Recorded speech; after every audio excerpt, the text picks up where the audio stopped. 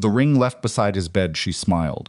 That is the detail Elena Varelli could never explain to anyone afterward, not to the midwife who stitched her back together, not to the priest she stopped visiting, not to the mirror she avoided for 6 months. Of all the things she witnessed in that 3-inch gap between door and frame, her husband's hands, her sister's bare shoulder, the particular silence of two people who had been doing this long enough that they no longer needed to speak, the thing that broke her was not the betrayal itself. It was Serafina's smile, not the smile of someone caught. Not fear, not shame, not even the flinch of a woman who understood what she had just destroyed. Serafina Varelli looked through that crack in the door, found her sister's eyes, and smiled the way a sucker smiles when the last card finally falls exactly where she intended. Alenza was 31 years old. She had a pregnancy test in her coat pocket with 2 pink lines. She had driven back early from Milan because she wanted to tell Dante in person, wanted to see his face in the moment he found out he was going to be a father. She stood in that hallway for 11 seconds. She counted them later, when she had nothing but time and silence and the sound of the Portuguese sea outside a window Dante would never find. 11 seconds. Then she walked to the kitchen, found a notepad, wrote 2 words, removed her ring, and disappeared. If this story already has your pulse up, you're not alone. Before we go any further, hit that subscribe button right now, because the stories I tell on this channel do not go where you expect them to go. Hit the like button, drop a comment with your city and your country. I want to see exactly how far this story travels. And stay until the very end, because what Elena does next, what Dante loses, and what those 2 boys grow up to become, none of it happens the way anyone planned. Let's go back to the beginning, part 1, the ring. Elena Varelli had not been a careful woman when she married Dante Moretti. She had been 24 years old, working as a junior translator for a shipping firm in Naples, and Dante had walked into a conference room on a Thursday afternoon in November and looked at her the way no one had ever looked at her before, not like she was useful, not like she was pretty in a generic way, but like he had been waiting for her specifically and had not known it until that moment. She should have asked more questions. She knew that now. She had known his name before she met him. The way most people in Naples knew it, the way you know the name of a weather system that has already wrecked the coast by the time the news reports it. Dante Moretti, 32 years old at the time, son of a man who had built an empire out of logistics contracts, import licenses, and the particular silence that surrounds men who are owed favors by other powerful men. The Moretti name appeared in shipping manifests, in construction permits, in the guest lists of municipal fundraisers. It also appeared in smaller, less printed ways in conversations people had with the doors closed. Elena had known all of this. She had grown up in the same city. She was not naive. What she had not known, or had chosen not to examine too closely, was what it actually meant to be inside that world rather than watching it from outside. Dante had courted her with unusual care. That was the word she would use later, care. He remembered the names of her colleagues. He called when he said he would call. He took her to dinner at places where the food was extraordinary and the tables were far enough apart that no one could hear what was being said, which she had understood even then as a feature rather than an accident, but which she had chosen to read as romance. He was not a man who made her feel small. That had been the deciding factor if she was being honest.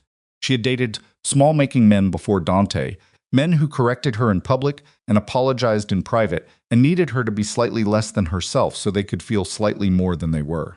Dante had never done any of that. He had also never told her everything. But she had not asked everything. And for 7 years, they had found a way to share a life on those terms. The Moretti estate sat outside Rome on 12 acres of landscaped property, old walls, stone, the kind of house that had been built when houses were meant to say something permanent about the family inside them. Elena had redecorated the east wing when she moved in, removed the heaviness of the original furniture, let in light where the previous arrangement had kept it out. Dante had watched this process with something that looked like relief, as though he had been waiting for someone to do exactly that. She had her own study, her own car, her own accounts, though the money flowing into them came from Dante's legitimate holdings, the logistics company, the property portfolio, the consulting firm that employed 70 people in 4 cities. She had continued working as a translator, independent contracts, because she needed the work to feel like hers. Dante had never objected. He had said, when she told him she intended to keep working, that he would not be the kind of man who kept a woman home out of vanity. She had believed him. She still believed that part even after everything. What she had not accounted for was Serafina.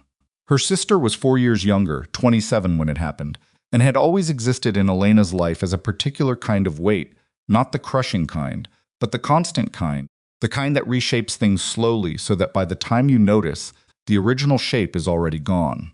Serafina had grown up in the same apartment in Naples, the same school, the same Sunday dinners with a mother who compared her daughters the way a gardener compares two plants, always noting which one had grown faster, which one was more fragrant, which one required less maintenance.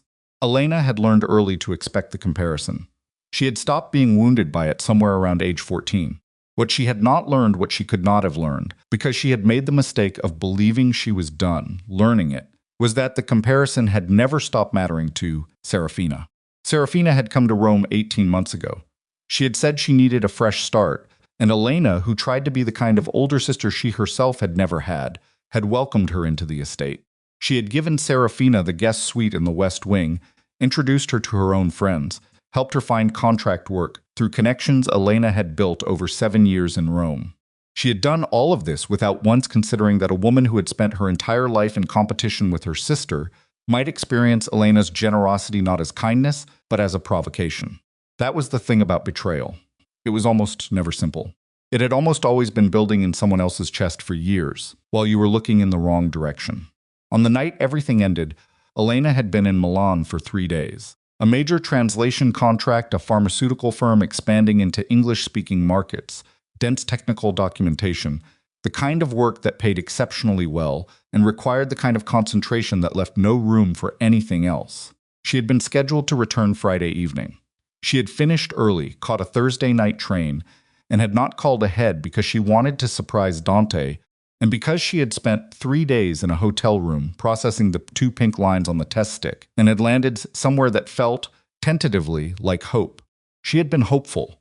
That was the part that cut deepest when she examined it later. After 7 years of a marriage that was complicated and difficult in the particular ways that marriages to powerful men were always complicated and difficult, she had been standing in a train car at 11:30 at night, feeling something close to joy. She took a car from the station. She did not call the gate staff because she had her own code. She let herself in through the side entrance she always used, the one that opened directly into the East wing without passing through the main hall. Because after 7 years she moved through this house on autopilot, muscle memory, the accumulated geography of a life. The hallway on the upper floor was dark. She did not find this unusual. It was past midnight. The door to their bedroom was 3 inches open. She could see light. She could hear nothing, which she also found unsurprising. Dante was not a man who made noise, and she had sometimes come to bed after him and let herself in quietly because he was a light sleeper, and she had always been careful of that. She pushed the door open 3 more inches. No further. 3 inches was enough. She stood there for 11 seconds. Then she turned and walked to the kitchen. Her hands were steady. She would wonder about that later, why her hands were steady, why she did not shake, why the thing that had just broken open inside her produced no visible tremor.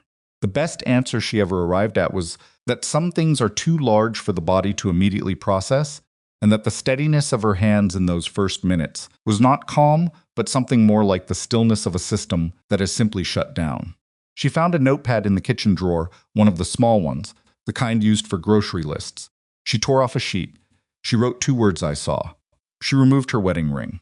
It had been resized once in the 2nd year of their marriage, when she had lost weight during a period of prolonged stress, and it had become loose. She had tightened it because she had not wanted to lose it. She placed it now on top of the folded note. She went to the bedroom. The door was still 3 inches open. She did not push it wider. She reached through the gap and placed the note and the ring on the small table beside Dante's side of the bed, the one where he kept his phone and his reading glasses and a glass of water that she had always, without comment, refilled for him in the mornings. Then she walked back to the East Wing. She packed 1 bag. She had practiced leaving in her head enough times over the previous years, not because she had ever planned to go, but because she had always understood that planning for a thing you hoped would never happen was not pessimism but basic survival intelligence, that the packing took 11 minutes. She included her passport, her laptop, her emergency cash, 2 changes of clothes, her phone charger, and the pregnancy test. She did not include anything that Dante had given her. She left through the side entrance. She called a car service from a number that was not in her phone's regular contact list, one she had noted years ago for reasons she had never been able to fully articulate to herself. She gave an address 2 miles away, a small hotel near the train station, because she had learned from years of watching Dante operate that the first place anyone would look for a missing person was a logical destination, and she needed to be somewhere that wasn't one. She did not look back at the estate as the car pulled away. She was still holding herself very still. Dante woke at 5:15 in the morning, the way he always did, without an alarm, without gradual surfacing, but with the abrupt clarity of a man who had spent enough years in environments where waking slowly was a liability. He reached for his phone on the bedside table. His hand found the ring first. He did not understand what he was touching for approximately 1 full second. Then he picked it up, and in the thin light coming through the curtain gap, he saw the note beneath it. 2 words. He sat on the edge of the bed for a long time after that. When he turned on the lamp, he saw that the space beside him was cold. Not the cold of a few minutes. Cold the way a room gets cold when no one has been in it for hours. He called Elena's phone. It rang 4 times and went to voicemail. He called again. He sent a text. Then another. He went to her study. Her laptop was gone. He went to the wardrobe in the East Wing dressing room and opened it and counted the absence of a bag she always kept on the top shelf. He stood in the center of the empty dressing room and understood, with the terrible precision of a man who had spent his professional life calculating what other people would do when they were desperate, exactly what Elena had done. She had not run. Running was panicked and random and left traces. Elena had departed. There was a difference. And the difference told him, without any additional information required, that she had known what she might one day need to do, and had thought about it, and had been ready. The understanding of that, the knowledge that his wife had lived inside their marriage, while simultaneously maintaining, somewhere private and unreachable, a contingency plan for leaving it, landed in Dante's chest like something structural giving way. He did not wake Serafina. He went to the kitchen and made coffee, the way he did every morning, because he was a man who functioned through ritual, and the alternative was to stand in a disintegrating house without knowing what to do with his hands. He drank the coffee. He looked at Elena's ring on the table in front of him. He thought about the night before, and what had happened, and how it had happened, and for the first time in many years, he did not have a version of events that made his own behavior defensible. He had not been drunk. He had not been manipulated, not in any way that absolved him. He was a man who controlled everything around him, and he had made a choice, and the choice had cost him his wife. He called his head of security at 6 in the morning and said 5 words, "Find Elena." Quietly, no names. He did not call Serafina. The security team was competent. Dante employed people who were better than competent men who had spent careers in intelligence, in private investigation, in the particular architecture of finding people who did not want to be found. They pulled traffic camera footage. They traced the car service Elena had used. They tracked her to the hotel near the station. The hotel confirmed she had checked in at 1:20 in the morning and checked out at 4:50, settling her bill in cash. After that, the trail ended.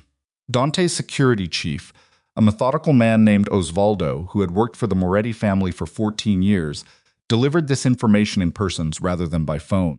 He stood in Dante's study and explained that they had lost her at the station, that the footage showed a woman in a dark coat with a single bag boarding a northbound train, but that the coat had a deep hood and the angle was poor, and confirmation of identity was not possible. "Did she know about the cameras?" Dante asked. Osvaldo hesitated for a fraction of a second. "The placement of the cameras at the Rome Termini is publicly documented, sir." Dante understood what that meant. He had married a woman who, at some point in their 7 years together, had researched the placement of surveillance cameras at the city's main train station.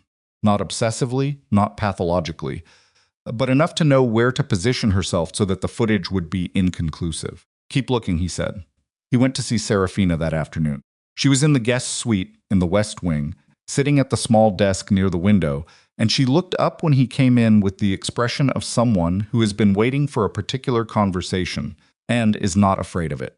Dante had seen that expression on the faces of men who had already made their calculation and were simply waiting for the situation to catch up to the decision they'd made.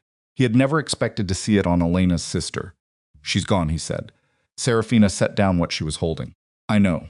You knew she was watching." She did not answer immediately. She turned slightly toward the window. "I suspected." "You smiled at her." This time the pause was longer. "I don't know what you're talking about." Dante had been in enough rooms with enough liars to recognize the particular texture of a lie that is not bothering to fully commit to itself.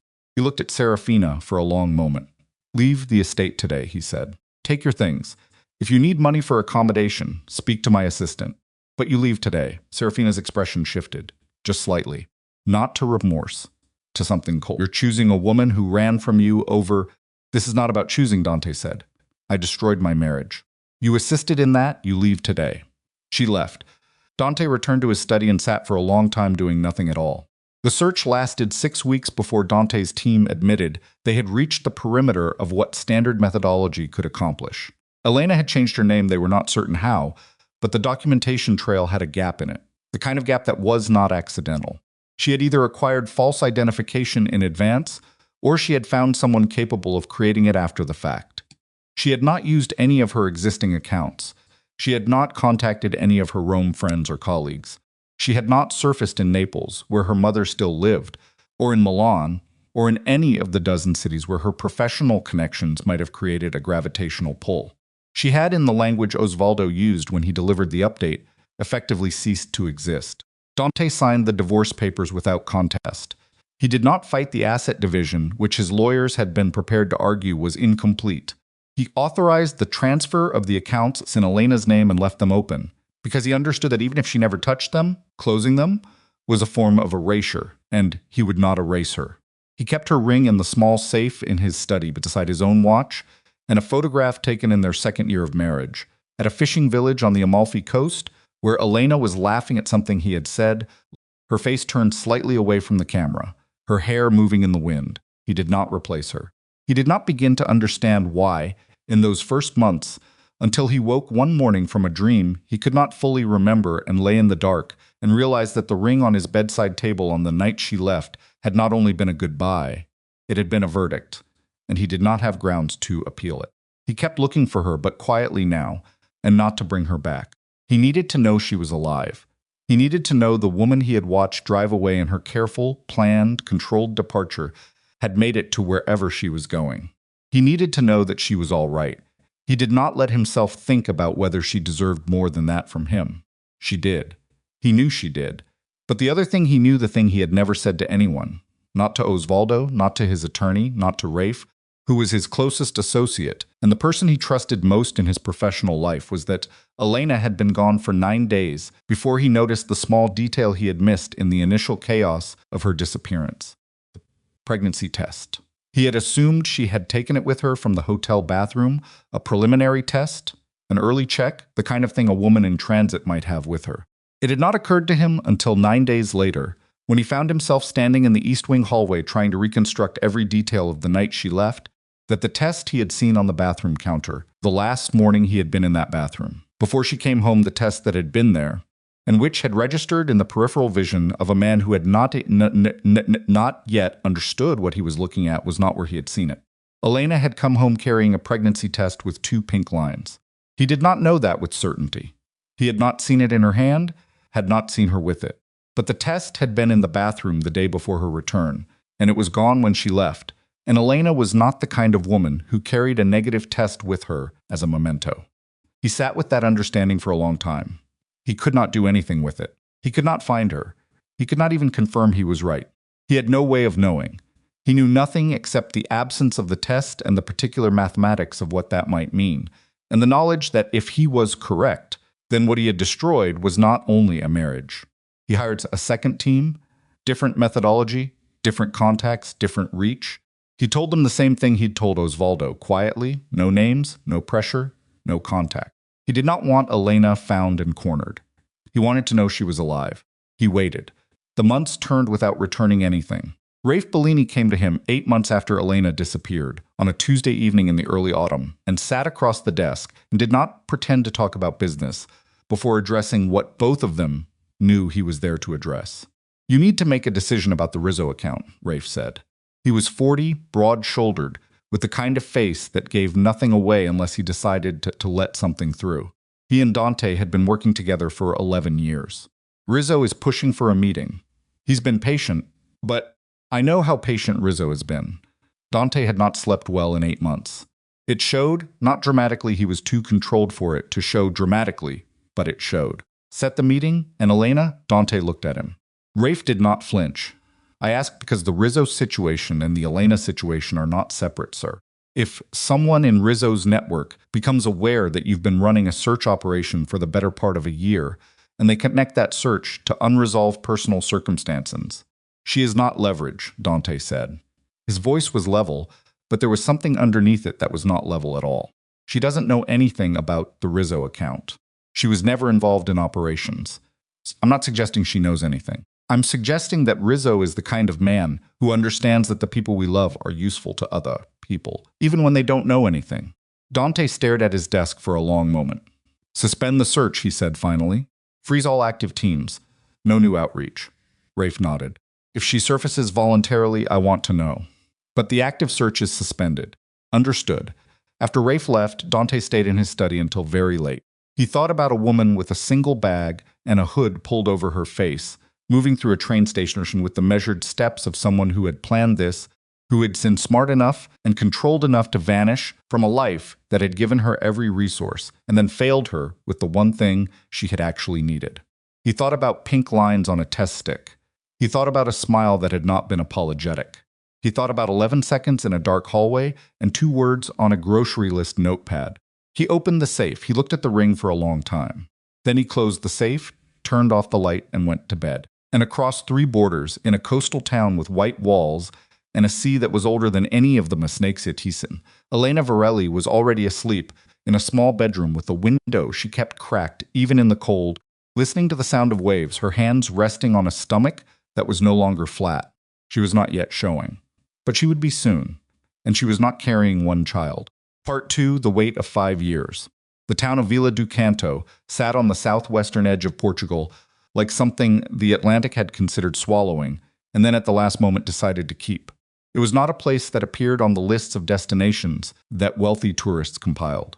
The streets were narrow and the buildings were old, and the salt air had worked its way into every surface so thoroughly that even the newer construction had a weathered quality, as though the town could not tolerate anything that looked too new for long. Elena had chosen it for exactly that reason.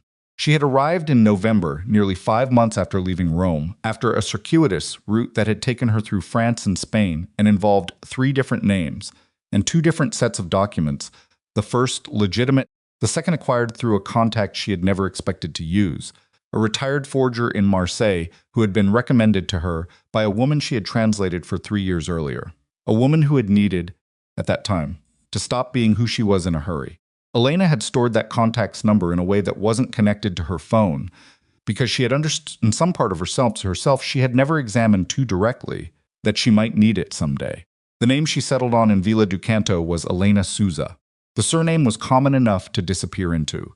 The first name she kept because she was not ready to stop being Elena entirely, and because changing a first name felt like a kind of violence against herself that the situation didn't yet require. Teresa Alvarez found her before Elena found Teresa.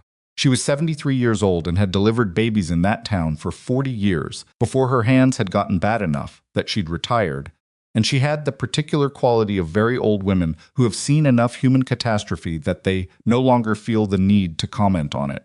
She lived 2 doors down from the apartment Elena rented, and on Elena's 3rd day in the town, Teresa knocked on her door with a covered pot of soup and looked at Elena's face and said, in accented English, because she had somehow already determined that Elena was not Portuguese you eat and then you sleep.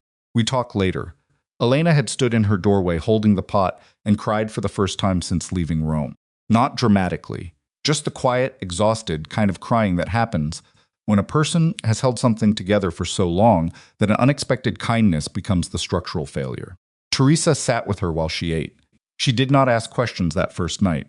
She asked them over the following weeks, gradually, and Elena answered them in pieces, omitting Dante's name and the nature of his business and the specific geography of what had happened, but giving Teresa enough of the truth that the old woman could understand the situation without needing the details.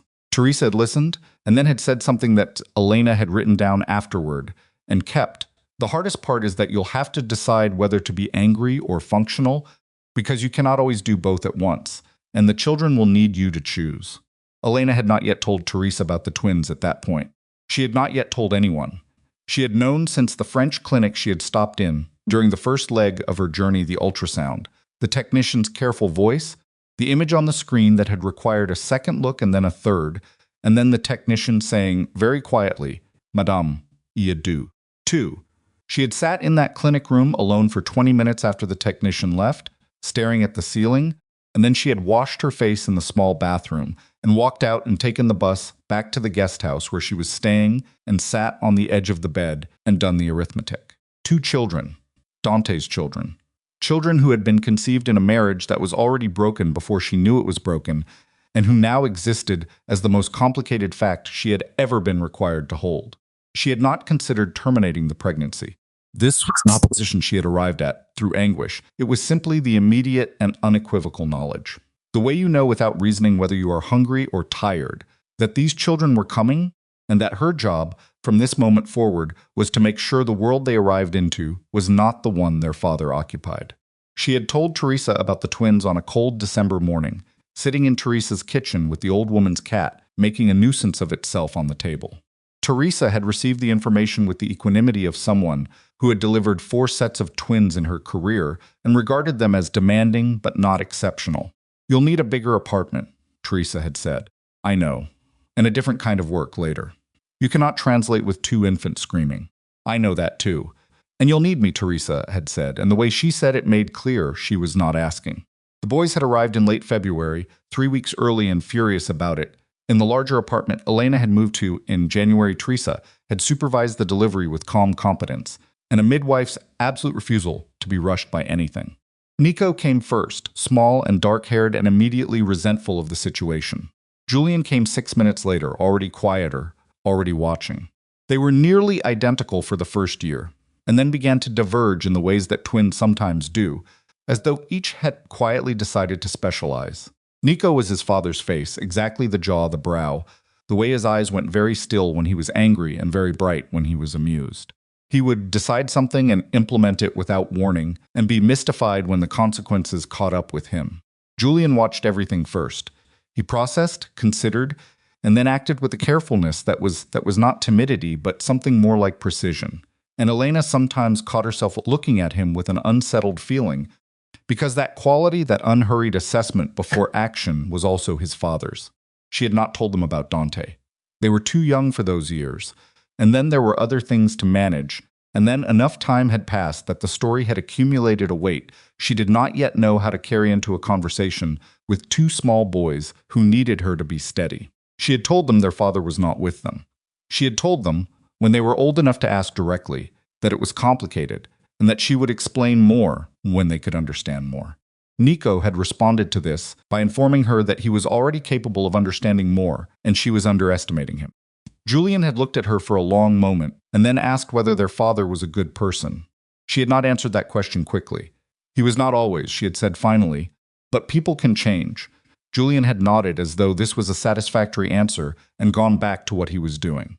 Elena had held that exchange for a long time afterward, examining what she had said, trying to determine whether she believed it. She had rebuilt her life with the particular stubbornness of someone who understood that the alternative was collapse, and collapse was not available as an option. The translation work had resumed when the boys were 9 months old, small contracts at first, managed sleep windows and Teresa's afternoon visits, then larger ones as the boys grew steadier and Elena's capacity expanded. She had taken on a local client, a real estate development firm, doing business with English-speaking investors, and the work had been steady and paid well enough that by the boy's 2nd birthday, Elena was financially independent in a way that no longer required counting. She had a small apartment, then a larger one. She had Teresa. She had a few careful friendships with women in the town who asked questions in the polite, limited way of people who understood they were not being given full information and had decided they were all right with that. She had 2 boys who were loud and difficult and necessary to her in a way that was not sentimental but biological and bone deep. She had learned Portuguese. She had adopted a dog, briefly, before concluding that the dog and the twins created a combined chaos level that exceeded her management capacity. She had learned to make the soup Teresa had brought her on that first night, the soup that had broken her open with unexpected kindness. She had not healed. That was not the right word, and she did not use it. She had restructured. She had taken everything that the marriage had been, and the betrayal had cost, and the flight had required, and she had built something new around those facts, rather than beneath them. The facts were still there. They were always going to be there, but they were not in charge anymore. And then on a Tuesday in October, the boys had just turned 5, the party having been the previous weekend, a low-key affair involving Teresa and the few families Elena trusted, and an unreasonable quantity of cake that Nico had helped plan, and Julian had helped eat. A car had parked on the street outside the apartment. Elena had not registered it at first. Cars parked on that street. It was a street, but it parked there the next morning too. Different car. Same positioning.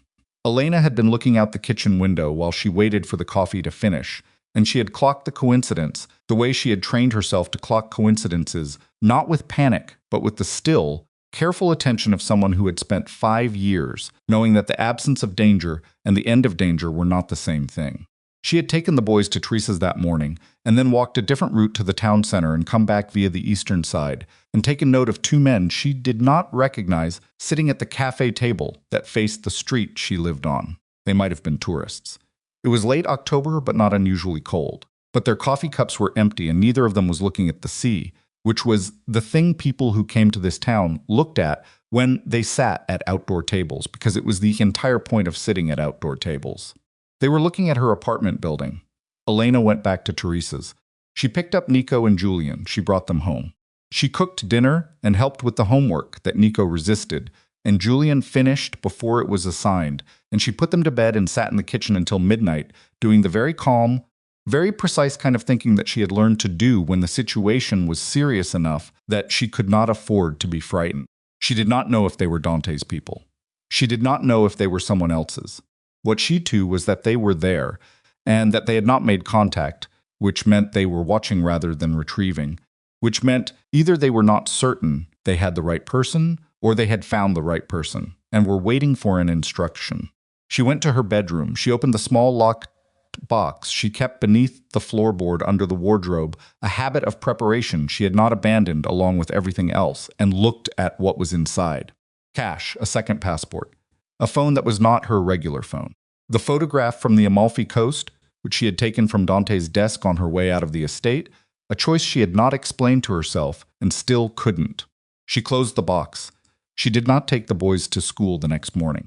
She told Nico it was a special day and they were going to Teresa's instead, and Nico had asked 3 clarifying questions about whether this meant he was exempt from the afternoon homework, and she had said yes, and the matter was settled. She told Teresa everything. The old woman sat across the kitchen table and listened without expression, her bad hands wrapped around a tea mug, her eyes doing what they always did when information was being assessed, going slightly out of focus while the rest of her held completely still. "How long have you been watching them watching you?" Teresa asked. 2 days. Possibly they were there before that, and I didn't register. What do you need? I need to know whether it's safe to stay. Teresa was quiet for a moment. If they wanted to take you, Elena, they would have taken you by now. Whoever they are, they want something else first. Information or confirmation. Yes, Teresa set down her mug, which means you have a little time. A little, Elena agreed. Rafe Bellini delivered the file to Dante on a Wednesday, placed it on the desk without comment, and then stood in his usual position slightly to the left of the desk, where he could see both the door and the window, and waited. Dante opened it. The photograph was on top. Elena caught from distance at a street market. She was holding Julian's hand and looking at something outside the frame, a vegetable stand. Based on the context and her expression was the one Dante had spent 5 years trying to reconstruct from memory and failing, because memory is not photography, and faces shift in the mind toward either what you want to see or what you cannot forgive, and he had not been entirely sure which direction his memory had been pulling. She looked tired. She looked like a woman who had been working hard for a long time. She looked like herself. He turned the photograph over because he could not look at it and read the file at the same time. The file was 12 pages. Rafe had been thorough. Villa do Canto, the apartment, the translation work, the elderly neighbor who appeared to serve as a primary support system. The names of the boys' school, the names, Nico Julian. Age 5. Dante put the file down. He did not say anything for a long moment. He could hear Rafe breathing across the room, patient waiting. "When was this taken?" Dante asked. His voice was level. 3 weeks ago. And the boys, you're certain. Physical resemblance is... Rafe stopped. He chose a different approach. Yes, I'm certain. Dante picked up the photograph again. He turned it back over. He looked at it from a distance that was still too close. 5 years, he said. Rafe said nothing. She was pregnant when she left. Based on the birth records, yes. Approximately 6 to 7 weeks. Dante set the photograph down again, very carefully, in a way that was not careful at all, but was trying very hard to be. He stood up from the desk. He walked to the window and stood there looking at the garden, which was manicured and empty and had no particular quality except that it was something to look at. That wasn't the photograph. She didn't know I would find her, he said. I don't believe she expected to be found. No. She built an entire life. Yes, she had 2 children alone. Rafe did not answer that one. Dante's hands were not steady, which was unusual.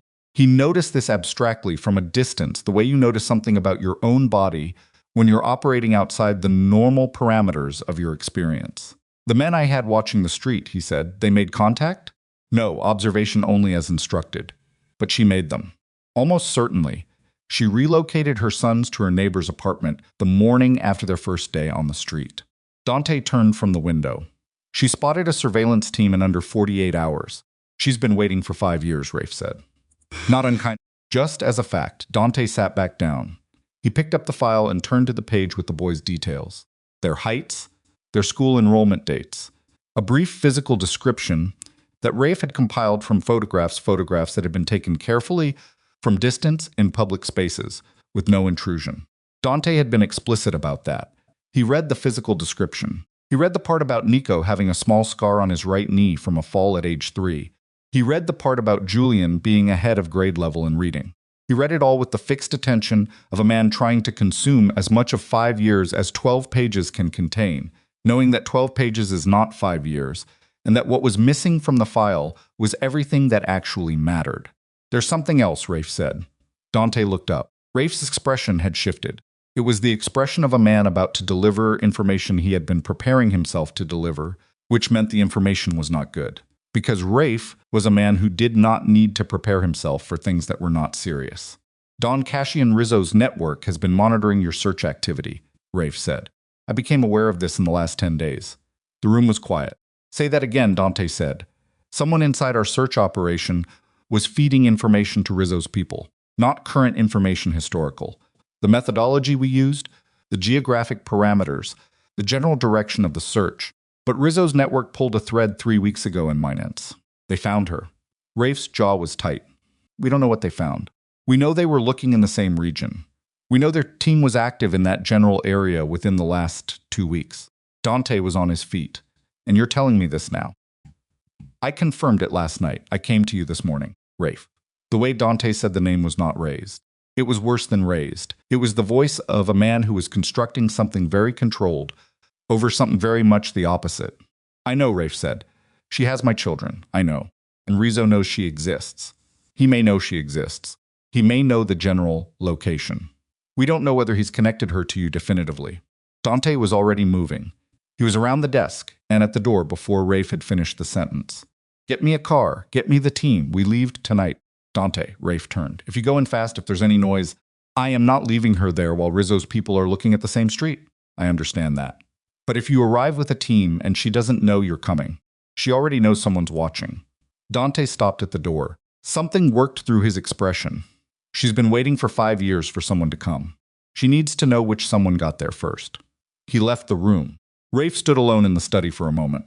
He looked at the photograph still sitting on the desk, the one of Elena at the market with the boy's hand in hers, looking at something outside the frame. He turned it face down. Then he followed Dante out. Elena was at the kitchen table at 11 at night when she heard a car on the street below. She had been sitting there since putting the boys down, not doing anything in particular, just occupying the space with the particular quality of alertness that had become her default mode in the past week. She was not afraid. She had examined the fear the way she examined most things directly, without looking away, and had determined that being unafraid was accurate but not productive, and had set it aside. The car stopped. She listened. A door opened. Footsteps on the pavement, not rushed, not sneaking, just walking. The gait of someone who knew where they were going. She was already on her feet when the knock came at the door. It was a specific knock. 3, then 1, then 2. A pattern. She knew the pattern. She stood in the center of the kitchen and stared at the door and tried to breathe normally. which was not something she'd had to consciously manage in several years, but which suddenly required effort. She had taught Dante that knock in their second year of marriage. He had done it whenever he came home late to signal that it was him and not an alarm situation. She had forgotten she'd told him. Or rather, she had stopped expecting to hear it. 3-1-2, she walked to the door. She did not open it immediately. She stood with her hand flat against the wood. "I know you're on the other side of the door," Dante said. His voice was lower than she remembered. Or she remembered it differently. 5 years was enough time to distort an accent, a tone, the way a particular person's voice occupied a space. "Elena, quieter now. Rizzo's people were on your street. I need you to let me in, not because I have any right to ask you for anything, but because they know where you are, and I need to." She opened the door. He looked the same, and he did not look the same. And she registered both of these things in the 2 seconds before she felt the anger move through her like a physical force, like heat. He had a small bruise on his jaw she didn't know the story of. He was thinner than she remembered. He was wearing a dark coat, no tie, a man who had come quickly without preparing his appearance, and that detail that he hadn't prepared his appearance registered on some level she didn't want to examine. He was looking at her with an expression she had never seen on his face in 7 years of marriage. She could not immediately name it. It was not guilt. She had expected guilt and knew what it looked like on him. It was something that had been worn down to something simpler and more fundamental by a long time of being alone with it. "You found me," she said. "Yes." "How long have you known?" 3 weeks. She took that in. 3 weeks, and he hadn't come immediately, and she tried to read what that meant and arrived at the conclusion that it meant he had not been certain how to come, which was not the same as not wanting to. "You need to come inside," he said. "Not for any other reason. Just come inside, and I'll tell you about Rizzo, and then you can decide what you want to do." She stepped back from the door. He came in. He looked at the apartment, the small kitchen, the drawings on the refrigerator, the 2 small pairs of shoes beside the front door, one pair with a Velcro strap coming loose on the left shoe, and she watched him look at it, watched him understand in a single sweep that this was a real life, a full life, constructed without him and without his money and without anything he had built. "They're asleep," she said. He looked at the hallway that led to the boy's bedroom. He did not move toward it. "I'm not here to take anything," he said. "I want you to understand that before we talk about anything else." "You don't get to decide what I understand," Elena said. He looked at her. "No, I don't. You had someone watching my building. Observation only." "No, you had someone watching my building, Dante. My children walk out that door every morning." "I know. You don't get to know where my children are." Her voice did not shake. It was precisely the wrong temperature to shake. It was the temperature of something that had been held at pressure for a long time. "You do not get to know anything about them. You gave up knowing things about them when you chose what you chose in that bedroom." He did not argue. He did not explain. He stood in her kitchen and took it, the way a man stands in weather. "There's a man named Rizzo," he said when she said. "He's been running surveillance in this area. His network identified this location through contacts embedded in my search operation. He is not interested in you because you're you. He's interested in you because you're connected to me and because he believes that leverage people I..." He stopped. He started again. "He believes you and the boys are leverage." Elena stared at him. "He doesn't know about them," Dante said. "Rizzo doesn't know specifically about the boys yet, but his team is operational in this area, and they are methodical, and it is a matter of time." "How much time?" "I don't know. Days. Maybe less." The kitchen was silent. From down the hallway, she could hear Nico making the small sound he sometimes made in his sleep, a half-vocalization that never fully developed into a word. She had spent 5 years learning the sounds her children made. "What are you asking me to do?" she said. "I'm not asking you to do anything," Dante said. "I am telling you what the threat is. What you do with that information is yours." "That's not what you came here for." "No," he admitted. "It's not the only reason. But it's the reason I came tonight instead of waiting." She looked at him. The anger was still there. It hadn't gone anywhere. It wasn't going anywhere. It was a permanent structural feature of what had happened between them. But underneath it, or beside it, or in whatever spatial relationship one large emotion has to another, was the thing she had never resolved in 5 years of trying to resolve it. The thing about Dante Moretti was that even at his worst, even in the moment she had found him, he had never been a man who lied about what he was. He was a man who had made a devastating choice and had not hidden behind it and was not hiding behind it now. That was not forgiveness. She wanted to be clear with herself about that. It was simply an accurate reading of the situation. You have to leave tonight, she said. He didn't argue. The boys don't know you're here. I understand. If you come back, if there is a reason to come back. She stopped. She did not finish the sentence, because the sentence had implications she was not ready to have. I'm not going far, he said. I have a team. 30 minutes from here. If you decide you need to, I'll call you, she said. He looked at her for a moment. Then he reached into his coat pocket and put a phone on the kitchen table. A clean phone she registered automatically. Unknown number. My direct line is the only contact in it, he said. He walked to the door. He paused with his hand on the frame. He did not look back at the hallway. She could see the effort of not doing it, the held quality in his shoulders, the way he stood very still for 2 seconds before he moved. Then he walked out, and the door closed behind him, and Elena stood in the silent kitchen and listened to the sound of his footsteps going down the stairs. From the hallway, Nico's half sound again, sliding into quiet. She looked at the small pairs of shoes by the door, the loose Velcro strap on the left shoe. She had been meaning to fix that for a week. She picked up the phone Dante had left on the table. She turned it over in her hands. Then, in the hallway of her apartment in the town she had chosen to disappear into, Julian appeared 7 years old, dark-eyed, barefoot on the cold floor, looking at her with the unhurried assessment she had never been able to stop recognizing. Ma, he said, who was at the door? Elena looked at her son. She had 11 seconds before she had to answer, and she knew in the particular way she had come to know things she had no rational basis for knowing, that whatever she said in the next 11 seconds was going to matter in a way she could not yet see the full shape of. Someone from a long time ago, she said. Julian looked at her with his father's careful eyes. Is he coming back? He asked. Part 3, the thing that cannot be untold. Elena did not sleep. She sat in the kitchen after Julian went back to bed. She had told him yes, the person from a long time ago might come back. And Julian had considered this and nodded and padded back down the hallway in his bare feet, with the composure of a child who had learned not to ask for more than was being offered, and she sat with the clean phone Dante had left on the table and did not touch it and did not sleep. She thought about Rizzo. She did not know the name from her marriage. Dante had kept her at a careful distance from the operational side of his business, not dishonestly, or not entirely dishonestly, but with the particular protectiveness of a man who believed that what you did not know could not be used against you, which she understood even then as a logic that served him as much as it served her. She had not known the names of his associates beyond the ones who appeared at dinners and used the formal language of the logistics industry. She had not asked. This was one of the accommodations she had made, the kind of accommodation that looks like pragmatism at the time and looks like something else in retrospect. But Dante's face when he said Rizzo's name had been the face of a man describing a serious problem, and Dante Moretti did not produce that face for problems that were not serious.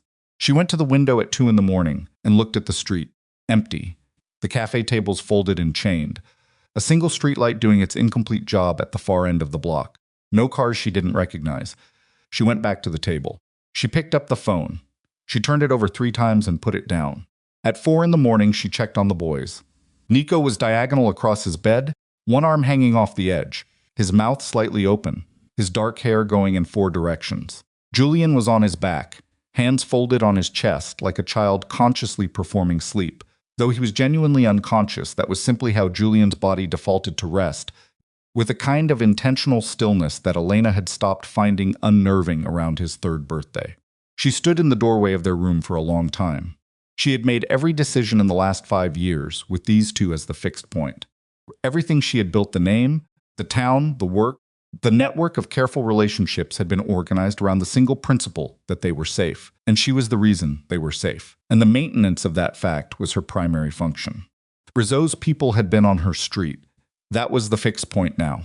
That fact had moved, and everything organized around it had moved with it, and the life she had built on the premise of her own invisibility was no longer the structure she had believed it to be. She went back to the kitchen. She picked up the phone. She did not call Dante. She called Teresa.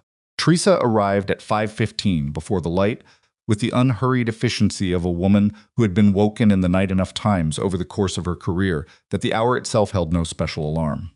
She sat across from Elena and listened to everything Rizzo, the surveillance, Dante's visit, Julian at the door, and when Elena finished, Teresa wrapped both her bad hands around her tea mug and was quiet for a moment. What do you want to do? Teresa asked. I don't know yet. That's why I called you. Teresa said, you're just not ready to say it. Elena looked at her. You have two choices, Teresa said. You run again. New name, new place, and you spend the next 5 years waiting for someone else to park on a different street. She paused. Or you stop running. Stopping running means Dante. Stopping running means dealing with what's actually happening instead of building walls around it. Teresa, I'm not telling you to forgive him, the old woman said. Her voice was not unkind, but it was not soft either. I'm telling you that the man you've been hiding from is currently the only person who knows this Rizzo situation well enough to navigate it, and your children are in that apartment. Elena was quiet. You've been very strong, Teresa said. For 5 years you've been exceptional. But strength is not the same as stubbornness, and knowing the difference is what you need to figure out before the sun comes up. Elena picked up the phone. Dante answered on the first ring. I need to know everything about Rizzo, Elena said. Not a summary, everything. A pause. All right. And I need to know how your search operation was compromised. Who was feeding information? Another pause. Longer. We're still working on that, Dante said. How long have you been working on it? 10 days. And you don't have a name yet. We have a short list. Elena was quiet for 3 seconds. How short? 3 people with access to the full search parameters. Give me the names. Elena, Dante. Her voice was flat and absolute. Someone sold my location, my children's location. You owe me the names. The line was silent long enough that she thought he might refuse. Then he said 3 names. She recognized none of them from their marriage. She had not expected to. The third name, she said. Vincenzo Lara. How long has he worked for you? 7 years. Did he work for you when we were married? The last 2 years of the marriage, yes. She processed this. Where is he now? Under observation. We haven't moved on him because we don't want Rizzo to know we've identified the leak. What does Rizzo want from you? Specifically.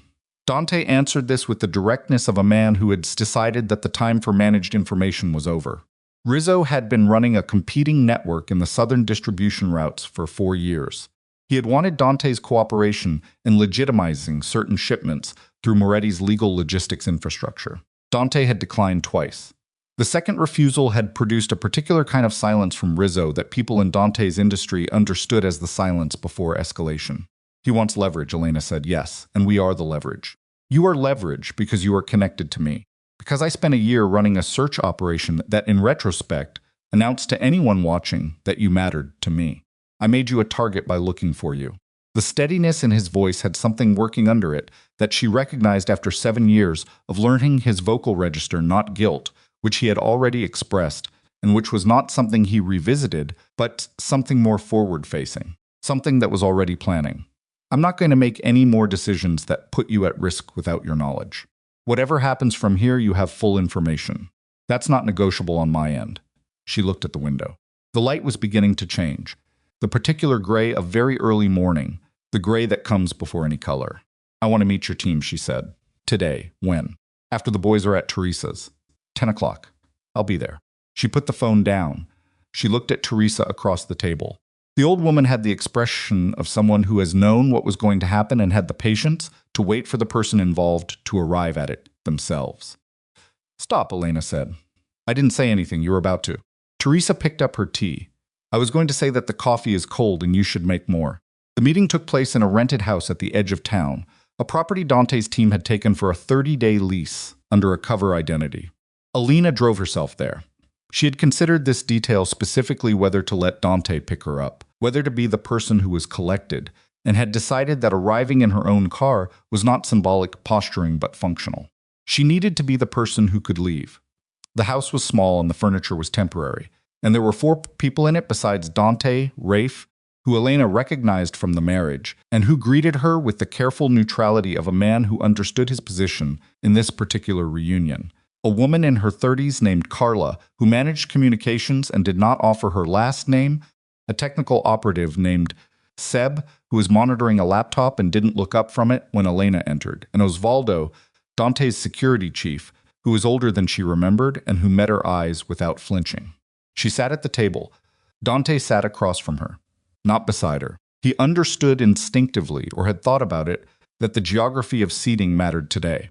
Rafe presented the Rizzo situation in full, not the summary version Elena had gotten on the phone, but the operational details. Rizzo's network structure. His current activity in the Portuguese coastal region, which had expanded in the last 2 weeks beyond simple surveillance.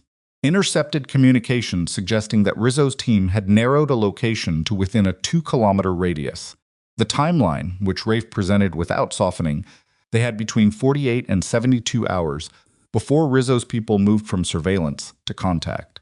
Contact meaning what, Elena said. Rafe looked at Dante briefly, then back at her. Meaning they would attempt to use you as a direct communication to Dante. Not physical harm. Rizzo's methodology is pressure, not violence at the first stage. But contact at that level would compromise your cover identity, your location, and your ability to stay in this town. So either way, I leave the town. Yes, she had known this was the answer. She had known it before she walked in. But there was a difference between knowing a thing and sitting in a room with 4 people and a laptop and hearing it said plainly, and the difference landed in her chest in a way she hadn't fully prepared for. She looked at the table. She thought about the apartment, the dog she'd gotten rid of because of the chaos, the soup Teresa made, Julian's reading level, Nico's shoe with the broken Velcro strap that she had been meaning to fix for a week. I need a minute, she said. No one argued. Dante nodded once, and Rafe took Carla and Seb and Osvaldo to the other room, and Dante stayed because she had not said she needed everyone to leave, and he understood the distinction. She sat with the minute. Then she said, if I go with you, what does that look like? Whatever you decide it looks like, Dante said. The estate has security. The boys would be protected. You would have independent access to everything, your accounts, your work, I am not moving into your house, she said. He stopped. I am not, she pressed her hands flat on the table. I will not take my children to live in your house as though the last 5 years are a thing we're stepping over. I'm not suggesting. The East Wing, the familiar rooms, the domestic structure. No. Her voice was even, but she was breathing harder than she wanted to be. If I agree to protection, it is under my conditions. I set the terms. My finances, my work, my movements, my decisions about the boys. Yes, you don't get a vote on how I parent them. I understand. You don't get to introduce yourself on your terms. That conversation happens when I decide it happens, on my timeline in a way I control. Dante's jaw was tight, not with resistance, with the effort of a man who had a great deal to say and was making a deliberate choice not to say it. Yes, I want that in writing. He looked at her. A legal document, she said. Your attorney, my attorney, I'll need a referral because mine is in Portugal and I want it binding before I agree to anything. All right. She stared at him. You're agreeing to everything. Yes, without negotiating. You're not asking for things you don't have the right to ask for. She held his eyes for a moment. Then she looked away, because holding his eyes was doing something she had not budgeted for in the emotional accounting of this morning. Call Rafe back in, she said. I want to know the full Rizzo file, not the summary. Everything you have. They were 3 hours into the operational review when Seb looked up from the laptop. He had been quiet for most of the meeting, the kind of person who processes information with his eyes down and his attention elsewhere, and who surfaces when the information requires surfacing. He surfaced now with the particular stillness of someone who has just read something that changes the shape of what they're in. There's a problem, Seb said. The room adjusted. Not dramatically, these were people trained to receive bad information without dramatic adjustment, but Elena felt it. The slight tightening of atmosphere, the way Rafe's attention sharpened. Rizzo's communication intercepts from the last 6 hours, Seb said. He turned the laptop so the table could see it. This one came in at 3 this morning. Dante leaned forward and read it. Elena watched his face. She had learned Dante's face over 7 years of marriage. She knew the difference between the face he made when he was processing new information, and the face he made when the information was confirming something he had feared. The face he made now was the second one. What is it? She said.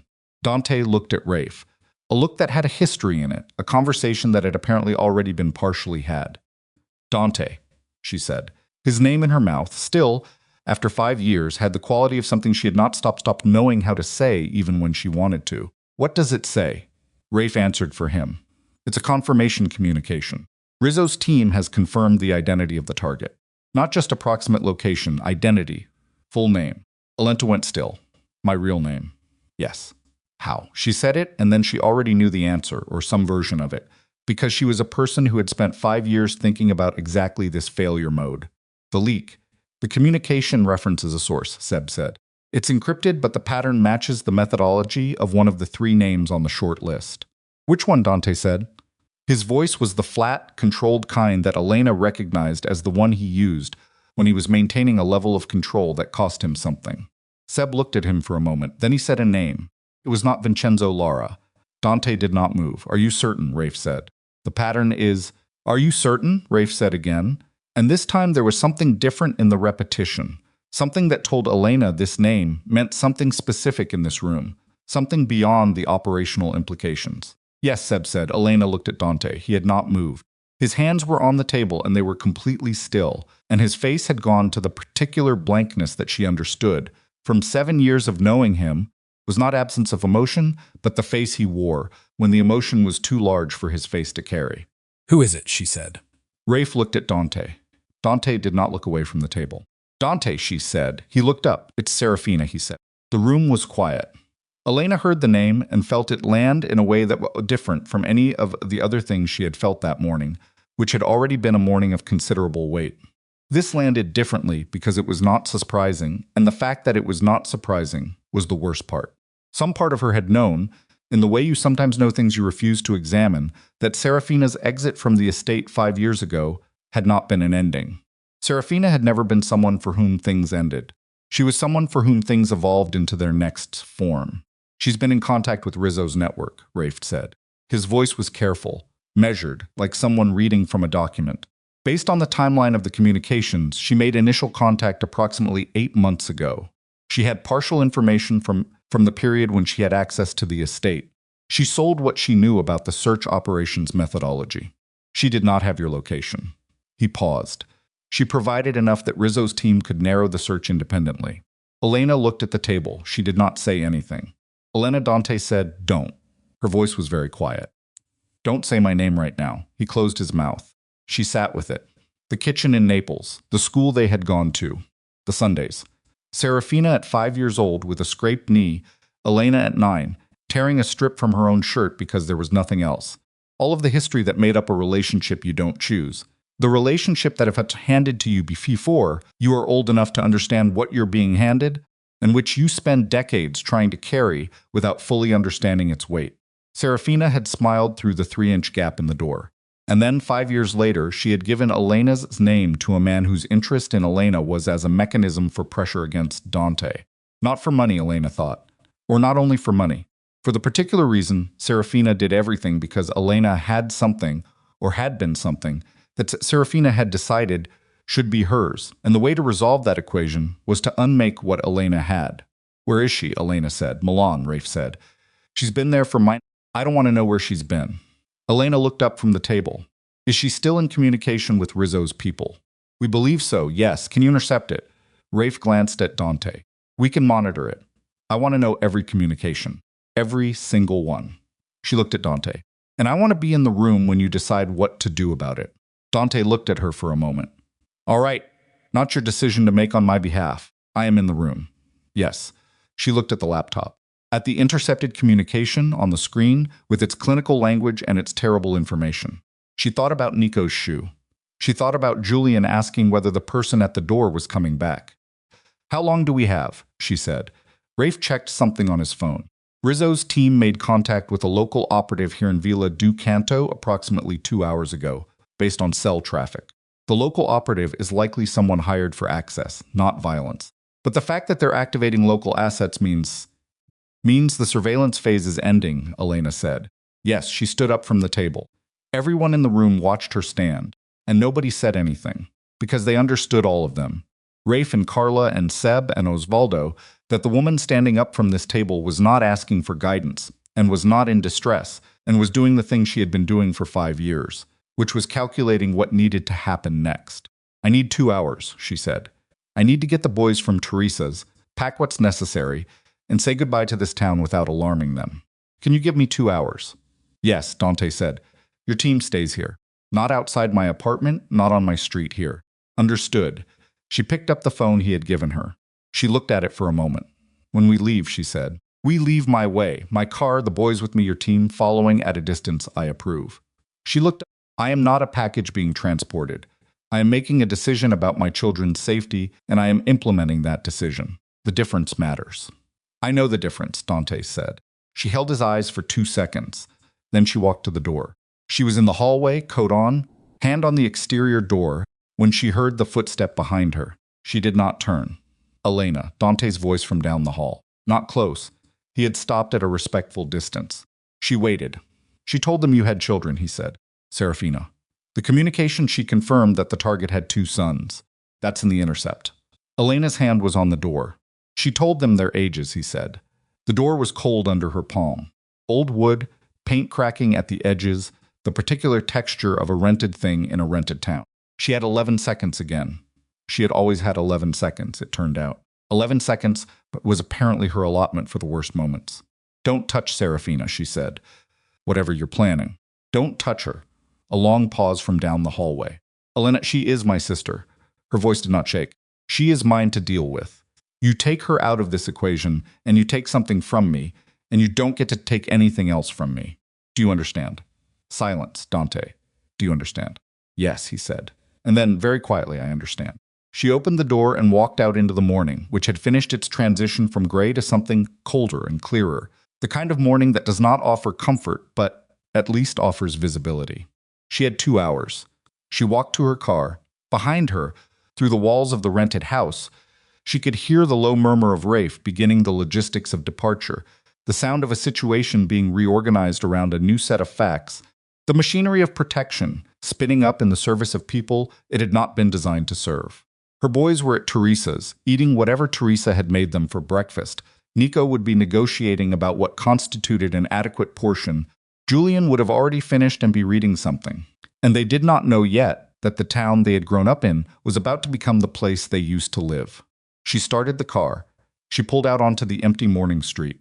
And somewhere in Milan, in a life Elena had no map for anymore, her sister was looking at a screen or a phone or a window, living inside a decision she had made 8 months ago, not knowing that the intercept had been found, not knowing that the woman she had been trying to unmake for 31 years had spent the last 2 hours in a rented house on the edge of a coastal town, learning exactly what had been done to her and to her children, and had walked out of that house standing. Part 4, the cost of everything. The drive to Teresa's took 4 minutes. Elena made it in 3. She parked badly, one wheel on the curb, and was out of the car before the engine finished settling. The morning had the quality of early cold, the kind that gets into your collar before you realize it, that sits against your skin with a specificity that feels personal. She knocked twice, and Teresa opened the door before the second knock finished, which meant Teresa had been watching the street. How much time, Teresa said. Less than I want. Elena stepped inside. Where are they? Kitchen. They had eggs. Nico complained about the eggs. Elena was already moving down the hall. She stopped in the kitchen doorway. Nico was at the table with his arms crossed, prosecuting some grievance against the plate in front of him. Julian was beside him, already done eating, a book open on the table that he was reading with the focused detachment of a child who has learned to locate himself in text when the surrounding environment is generating noise he doesn't need. They both looked up when she came in. Nico said the eggs had green things in them. Parsley, Teresa said from behind Elena. I don't like green things. I know, Elena said. She kept her voice at the level she had calibrated over 5 years for moments that needed to stay calm. Go get your bag from the back room. Both of you. The one you packed last month for the overnight at Marco's safe weight. Nico's eyes sharpened. We're going somewhere? Yes. Where? I'll explain the car. Julian had already closed the book. He was watching Elena's face with the unhurried precision she had stopped trying to deflect, because deflecting Julian's attention was like redirecting water. It simply found another path. Is it the person from last night? Julian said. Nico's head swung to his brother. What person? Go get your bags, Elena said. There was a 2-second negotiation conducted entirely through eye contact between the boys, the way twins negotiate things when they have spent 5 years developing a private language out of shared glances, and then Nico uncrossed his arms and both of them went down the hall. Elena turned to Teresa. The old woman was already at the counter, filling a cloth bag with things from the cabinet, the practical instincts of someone who had spent a career in situations that required rapid provision. She put in 2 water bottles, a wrapped portion of bread, 2 apples, a small medical kit. Teresa, I know, the old woman said. She did not stop packing. I don't know when I can come back. I know that too. If someone comes asking about me, anyone, you don't know anything. Not my new name, not where I went, not Elena's. Teresa set down the bag and turned around. Her bad hands, her careful face, the eyes that had seen 40 years of beginnings and endings. I have been keeping women's secrets since before you were born. Go. Elena crossed the kitchen in 3 steps and put her arms around the old woman, which was not something she did easily, and Teresa held on with her bad hands, which hurt her to do, and neither of them said anything for a moment. The eggs were fine, Teresa said into Elena's shoulder. He's exactly like you described. Elena pulled back. She looked at Teresa's face. Go, Teresa said. The boys were quiet in the back seat for the first 10 minutes, which for Nico was a record that Elena noted and did not comment on. Julian had the book in his lap but was not reading it. Nico was looking out the window at the town moving past the cafe, the small market, the wall with the faded blue tiles he had spent 2 years trying to count, with the expression of someone committing things to memory. At the junction that would take them north, Elena stopped at the light and looked in the rearview mirror. His name is Dante, she said. Nico turned from the window. Julian looked up from the book. He is your father, she said. I am telling you this now because you will meet him today, and I will not have you find out from anyone else. Nico opened his mouth. Elena watched it happen in the mirror, the acceleration of his face toward a question. Nico always approached questions at speed, and she watched him stop himself, which was unusual enough that she registered it. Julian said, Why didn't he come before? Because he didn't know where we were. You hid from him, Julian said. Yes, why? Elena looked at the light. It changed. She drove. Because he did something that hurt me very much, she said, when you were very small, before you were born. She kept her eyes on the road. I needed to be somewhere safe, and I made a choice, and that choice meant he didn't know about you. Does he know now? Julian said. Yes, he found out 3 weeks ago. In the mirror, she saw Julian absorb this with his characteristic stillness. Nico was doing the thing he did when information was too large for his face going very still, which for Nico was as loud as shouting. Is he a bad person? Nico said. His voice was flat in the way that meant he was trying to sound older than he was. He has done bad things, Elena said. People who do bad things are not always only bad. It is more complicated than that. She paused. What I know is that he is trying to be something different now. I don't know yet if he will manage it. You get to decide what you think of him based on what you actually see. Not what I tell you and not what he tells you, what you sees. Julian looked out the window on his side. Okay, he said. Nico said nothing. In the mirror, his jaw was set in a way that made Elena's chest hurt, because it was Dante's jaw doing Dante's expression, and some part of her was never going to be ready for that. Dante was outside the rented house when she pulled up. Rafe beside him, phone in hand, talking at low volume. The team was loading 2 vehicles organized, practiced. The whole operation having the quality of a thing that had been prepared in advance, and was now executing. Elena stopped the car. She told the boys to stay inside. She got out. Dante's eyes went to the car, to the back seat. She watched him register the shapes of the boys through the glass, and she watched his face do the thing she had been unable to fully anticipate, not what she had expected, which was a powerful man encountering something that confirmed his importance. What she saw was simpler and harder to look at than that. She turned so that his eyeline would come back to her. Status, she said. Rafe answered. Rizzo's local operative made a second contact 40 minutes ago. We think they're moving to a visual confirmation phase. They want to put eyes on you directly before they escalate, which means they're not there yet, which means we have a window. How long? 4 hours. Maybe 6 if we move now. Elena turned back to the car. She opened the rear door. Nico came out first, the way Nico always moved already in motion before the decision to move was finished. Julian followed, book under his arm, and stood beside his brother. Dante was 10 feet away. He did not move toward them. Elena had told him she had not said it explicitly, but she had said enough for him to understand that he did not move toward them. That was her ground. Dante looked at Nico. The resemblance was in person, with both of them standing in morning light, the kind of thing that required no interpretation. It was immediate and categorical, and Elena watched both of them encounter at Nico with the wary shock of someone who has just seen himself in an unexpected mirror, and Dante with the expression of a man who has been holding something at a careful distance for 24 hours and is now failing to continue doing so. Julian stepped slightly in front of his brother. A small motion.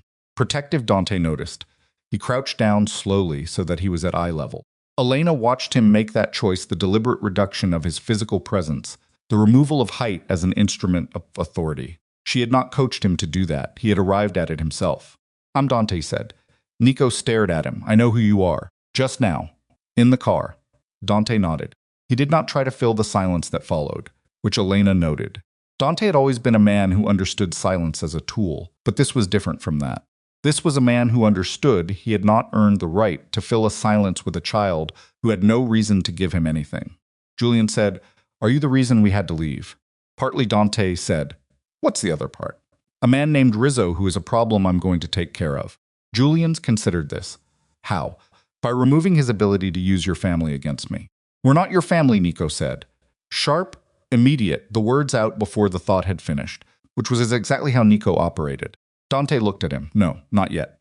Maybe not ever. That's up to you and your brother." He paused. "But your mother and you are people I'm going to make sure are safe. That part isn't negotiable." Nico's jaw tightened. Julian's expression shifted slightly toward something Elena couldn't fully read. "We need to go," Rafe said. Elena put her hand on Nico's shoulder. "Get in the car," she said. "We'll talk more later." They drove north in 2 vehicles, Elena's car and one of Dante's team cars, maintaining the distance she had specified. Rafe coordinated from the team vehicle.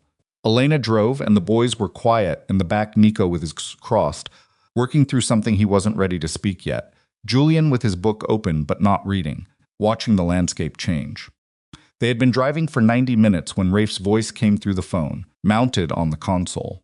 "Moretti," Rafe said on the channel that connected both vehicles. "We have a problem." Elena's hands tightened on the wheel. "The estate security system flagged an intrusion attempt 2 hours ago," Rafe said. "I'm getting the alert now. There was a delay in the transmission because we were in a mobile dead zone." Dante's voice from the team vehicle. "Which system?" "Perimeter, East Wall, Sensor Grid 3. It was a probe testing the response time." "They're already at the estate," Dante said. "Ahead of us, yes.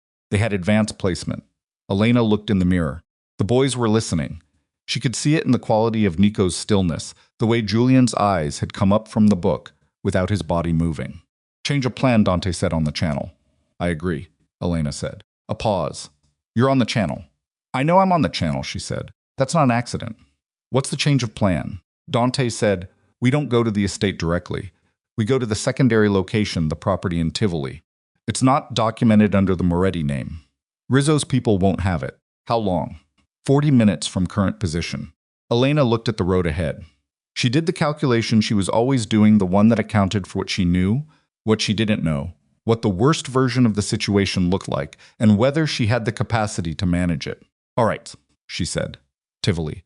The property in Tivoli was old and the walls were thick, and it had been used, Elena gathered from the way Rafe moved through it, for purposes that predated its current role as a secondary safe house. The boys were installed in a back room with food and Julian's book, and Nico's furious opposition to being installed anywhere, which Elena managed by informing him that his current assignment was to watch Julian, a framing that Nico accepted because it positioned him as responsible rather than contained. She left them with the door ajar and went to find Dante. He was in the main room with Rafe and Seb, who had the laptop open. The room smelled of old stone and whatever had been cooked here last by whoever had used this place before them, and the light came in narrow through shuttered windows, and the whole thing had the quality of a situation that had compressed itself down to its essential components. Seb turned the laptop so Elena could see it when she entered. "Rizzo's team has split," Seb said. "We're tracking 2 cells now, one that moved on the estate, and one that's been running a mobile pattern we couldn't account for until 20 minutes ago." He pointed to the screen. "The mobile cell is not going to the estate." Elena looked at the pattern on the screen. The route the mobile cell had traced over the past 2 hours, the positions it had occupied, the direction it was moving. "They're coming here," she said. Seb looked at her. "We don't know how they have this location, Serafina," Elena said. The room went quiet. "She knew about this property," Dante said. It was not a question. He said it the way someone says a thing they have just understood and do not like understanding. "She was at a dinner 4 years ago, before she came to Rome.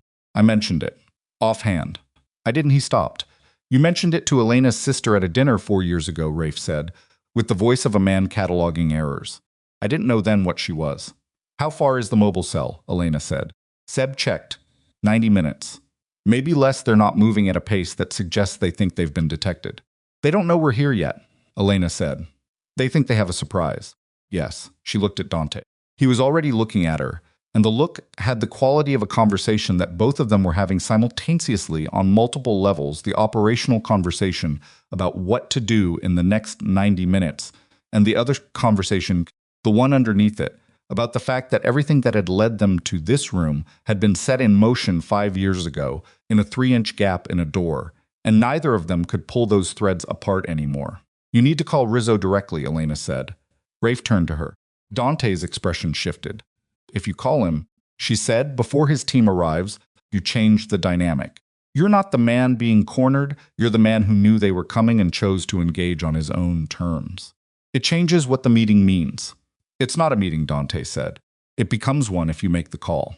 Rafe was looking at Dante with an expression that suggested he had been thinking the same thing and had not said it. If Rizzo believes he has the element of surprise, Elena continued, then his team arrives here with a specific function pressure. Demonstration. They rough up the perimeter, maybe make contact, remind you that you're exposed. Standard methodology, you said so yourself. She looked at Rafe. But if Dante calls him right now, before they arrive, Rizzo knows the operation is blown. He has to recalculate. And while he recalculates, we have time. Dante looked at her. You've been thinking about this, he said. I've been thinking about this since Tivoli, she said. And I've been thinking about variations of it for 5 years. This is what I do, Dante. I translate not just language, situations. I read what some means under what it says. She looked at the laptop. Call him. Dante called Rizzo at 14 minutes past noon. Elena sat across the table and listened. She did not have to understand the full content of the exchange to understand it shaped the first 30 seconds, in which Rizzo received the call with the studied casualness of a man who had not been expecting it and was reassigning his expression very quickly. The following 2 minutes, in which Dante spoke in the particular register that Elena recognized as his operational voice, level and without inflection, the voice that did not rise because it did not need to, and the final exchange, which was short and conclusive in a way that told her Rizzo had received the message and was calculating. Dante put the phone down. He's pulling the mobile team back, Rafe said, reading from the laptop. Seb from Watch the Screen. Cell pattern is changing. They're redirecting. How long does that buy us? Elena said. Hours. He needs to reset. He'll want a meeting on neutral ground that'll be his next move. Dante looked at the table, which is exactly what I need. Why? Because Rizzo in a room is different from Rizzo at a distance. Rizzo at a distance uses pressure. In a room, I have evidence. He looked at Rafe. We have the intercepts.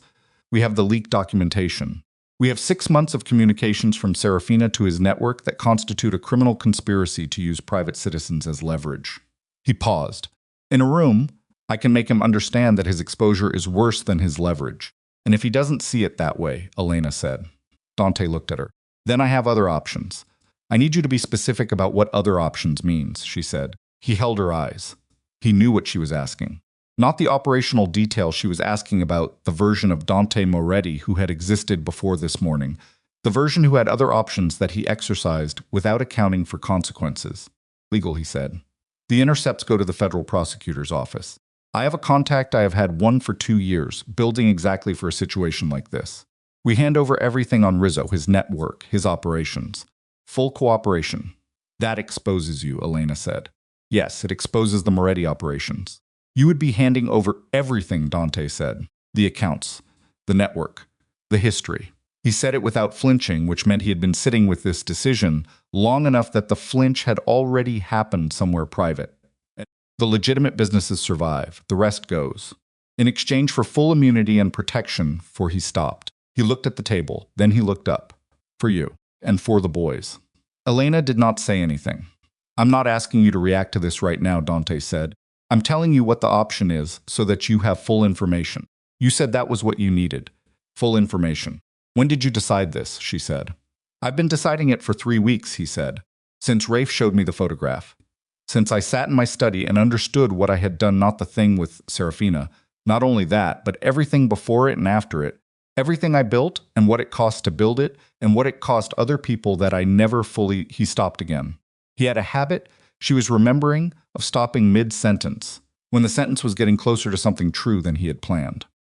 I'm not asking you to trust that. I'm asking you to let me act on it and see what you think of the results. The room was quiet except for the sound of Seb typing, and somewhere down the hall, the distant voice of Nico, apparently explaining something to Julian at length. Elena looked at the man across the table. She looked at him the way she had not permitted herself to look at him since he appeared at her door directly, with the full assessment she usually reserved for situations she was prepared to understand. He looked tired. He looked like 5 years had passed, because they had, and unlike her, He had spent them without the particular focus that two children provide, which meant he had spent them inside his own head, inside the thing he had done and could not undo. She did not soften, but she did not look away. Set up the meeting with Rizzo, she said. I want to be in the room. Dante and Rafe both looked at her. Absolutely not, Rafe said. I have something Dante doesn't have in that room, she said. I have the victim perspective. Not his wife, not a connected party, the mother of children who were used as leverage by a man who didn't know their names. That is a different category of exposure for Rizzo than business competition.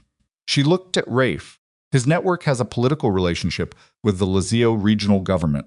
I know that because I translated documents for one of his subsidiaries 3 years ago and didn't know what I was looking at until tonight.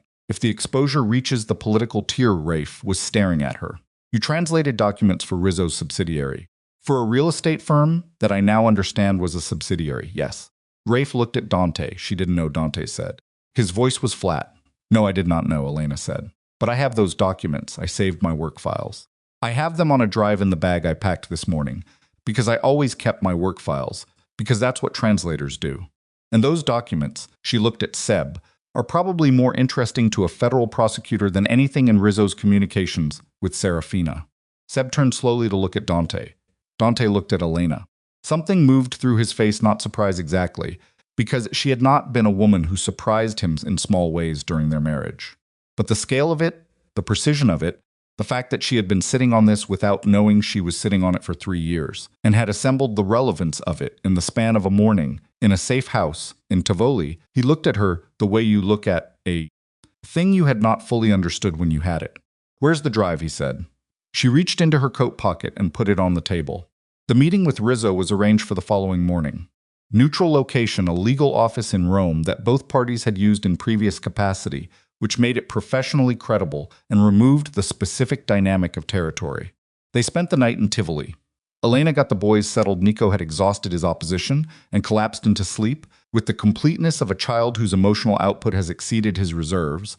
Julian had stayed awake until 9 reading and then closed the book and lay down and was asleep before Elena reached the door. She stood in the doorway of the room and listened to them breathe for a long time. When she came back to the main room, it was past 11.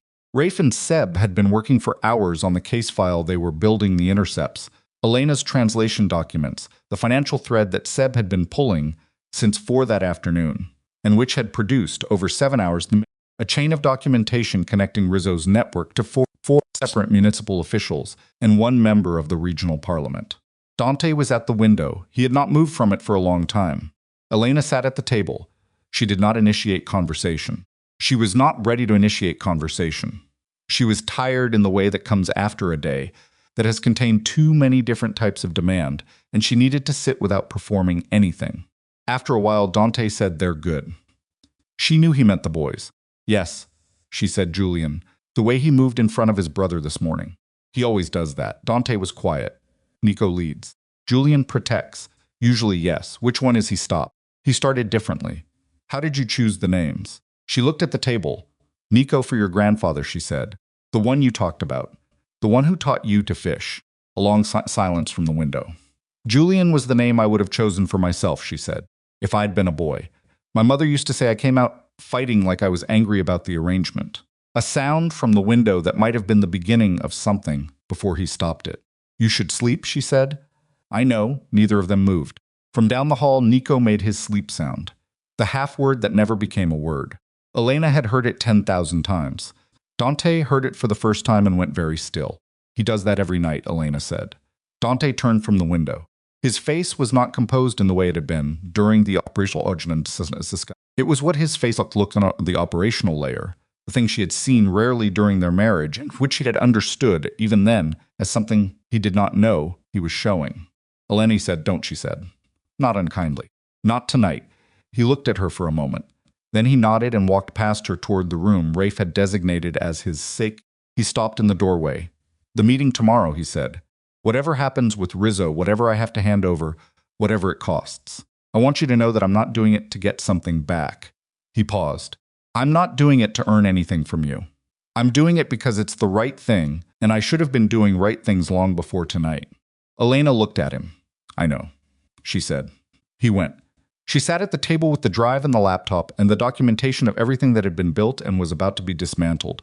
And she stayed there until the small hours, not sleeping, just sitting in the quiet house with her children breathing down the hall, reconstructing in her mind the thing that needed to happen in a conference room in Rome in 7 hours, and what it would require from her, and whether she had it. She did. She had been building it for 5 years without knowing what it was for. Outside the shuttered windows, Rome was out there somewhere in the dark, waiting. Inside the room, Elena Varelli put her hands flat on the table, straightened her back, and went over it again from the beginning. Every detail, every document, every word, because tomorrow was the day the running stopped. And when she walked into that room, she was going to walk in as herself, under her own name, and she was not going to leave until it was finished. Part 5, What Remains. The conference room was on the 4th floor of a building that had housed legal offices since the 1960s, and it smelled like every legal office Elena had ever been in old paper and coffee, and the particular staleness of air that has been recycled through too many difficult conversations. The table was long and dark and the chairs were leather, and someone had placed a carafe of water in the center that no one was going to touch. Rizzo arrived 7 minutes late. Elena had expected this. Men like Rizzo were late to things they controlled and early to things they didn't, and the 7 minutes was a calculation late enough to signal that he was not rushed, not so late as to suggest he was disorganized. She had translated enough documents for enough powerful men to recognize the grammar of their small performances. He was older than she had imagined from the file. 63, compact, with the weathered quality of a man who had spent decades in environments that aged people faster than average. He came in with 2 associates and a lawyer, and he looked at Dante first, the way men in his position always looked at each other first, and then he looked at Rafe, and then his eyes moved to Elena and stayed there for a moment longer than the others. He sat, his lawyer arranged papers, his associate sat behind him, Dante sat across the table, Rafe to his left, Elena to his right, which she had positioned herself without discussion, because the right side was where she needed to be for the sightlines to work. Signora, Rizzo said, to Elena. His Italian was Roman clipped. I wasn't aware we would have additional parties. I'm not an additional party, Elena said, in Italian, because she had decided the night before that Italian was the right language for this room, the language in which the damage had been done, and in which it would be addressed. I'm the person your network targeted. I'm the mother of children, whose ages your contact provided to her team as operational intelligence. She put her hands on the table. I'm also the person who spent 3 years unknowingly translating documents for your subsidiary Acrelio Real Estate, and who still has every file. Rizzo looked at her for a long moment. His expression did not change dramatically. Men who had been in this business as long as he had learned to receive information without giving the receipt away. But something moved in his eyes, a recalculation, rapid and precise. I don't know what documents you're referring to, he said. I know you don't, Elena said. You didn't know a freelance translator was working on your subsidiary's English language expansion materials. That's how subcontracting works. The work goes through intermediaries, and the origin is not always disclosed. She looked at him. The documents include correspondence between Acrelio's director and 2 members of the Lazio Regional Planning Commission regarding approvals that were, to put it plainly, not obtained through standard channels. The correspondence is explicit. I translated it faithfully, which means I have the English language version and my working notes, which are time-stamped and file system documented. The lawyer next to Rizzo had gone very still. Rizzo said nothing. Dante spoke for the first time since Rizzo entered the room. The documents Elena has described have been reviewed by my legal team in the last 14 hours. They are, in our assessment, sufficient to support a federal investigation into the Acrelio subsidiary and its principals, including the Planning Commission contacts. He paused. They have not been filed. They will not be filed, provided this meeting produces a satisfactory outcome.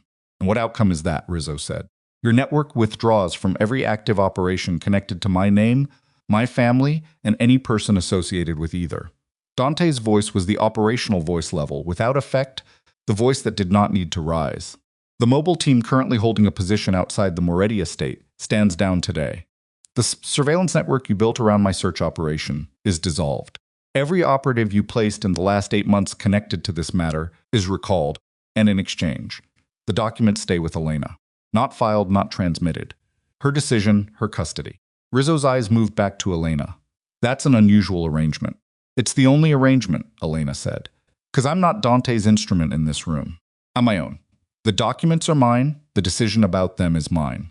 And what you need to understand is that I am the person you should have been concerned about from the beginning, not because of who I was married to, but because I'm a woman who spent 5 years building a life out of nothing while making sure my children were safe. And I did not survive that to be leveraged by you or anyone else. The room was quiet. Rizzo looked at the table. He looked at his lawyer. The lawyer gave him the microscopic nod of someone communicating that the legal exposure was real, and he should treat it accordingly. The Serafina Varelli matter, Rizzo said, not a question. A test of whether they would raise it.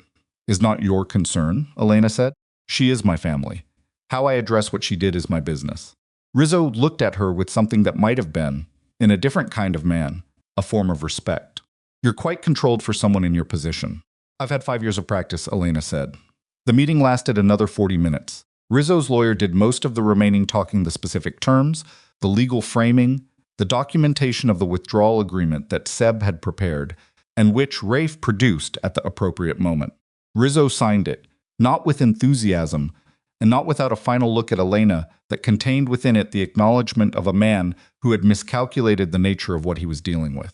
He left without further conversation. The door closed. Elena sat with her hands flat on the table and breathed out, slowly through her nose. The breath she had been managing for the entire meeting, keeping it measured and controlled, now released itself with a physical quality. Her shoulders came down half an inch. Her chest expanded. The particular tightness behind her sternum that had been there since 5 in the morning began very gradually to ease. Rafe said, "That's it. That's the first part of it," Dante said. He was looking at Elena. She looked at the carafe of water in the center of the table. She reached out and poured a glass, because she had needed water for an hour and had not touched it during the meeting, and she drank half of it and set it down. "The prosecutor," she said. Dante nodded. "This afternoon." "I want to be in that meeting too, I know," he said.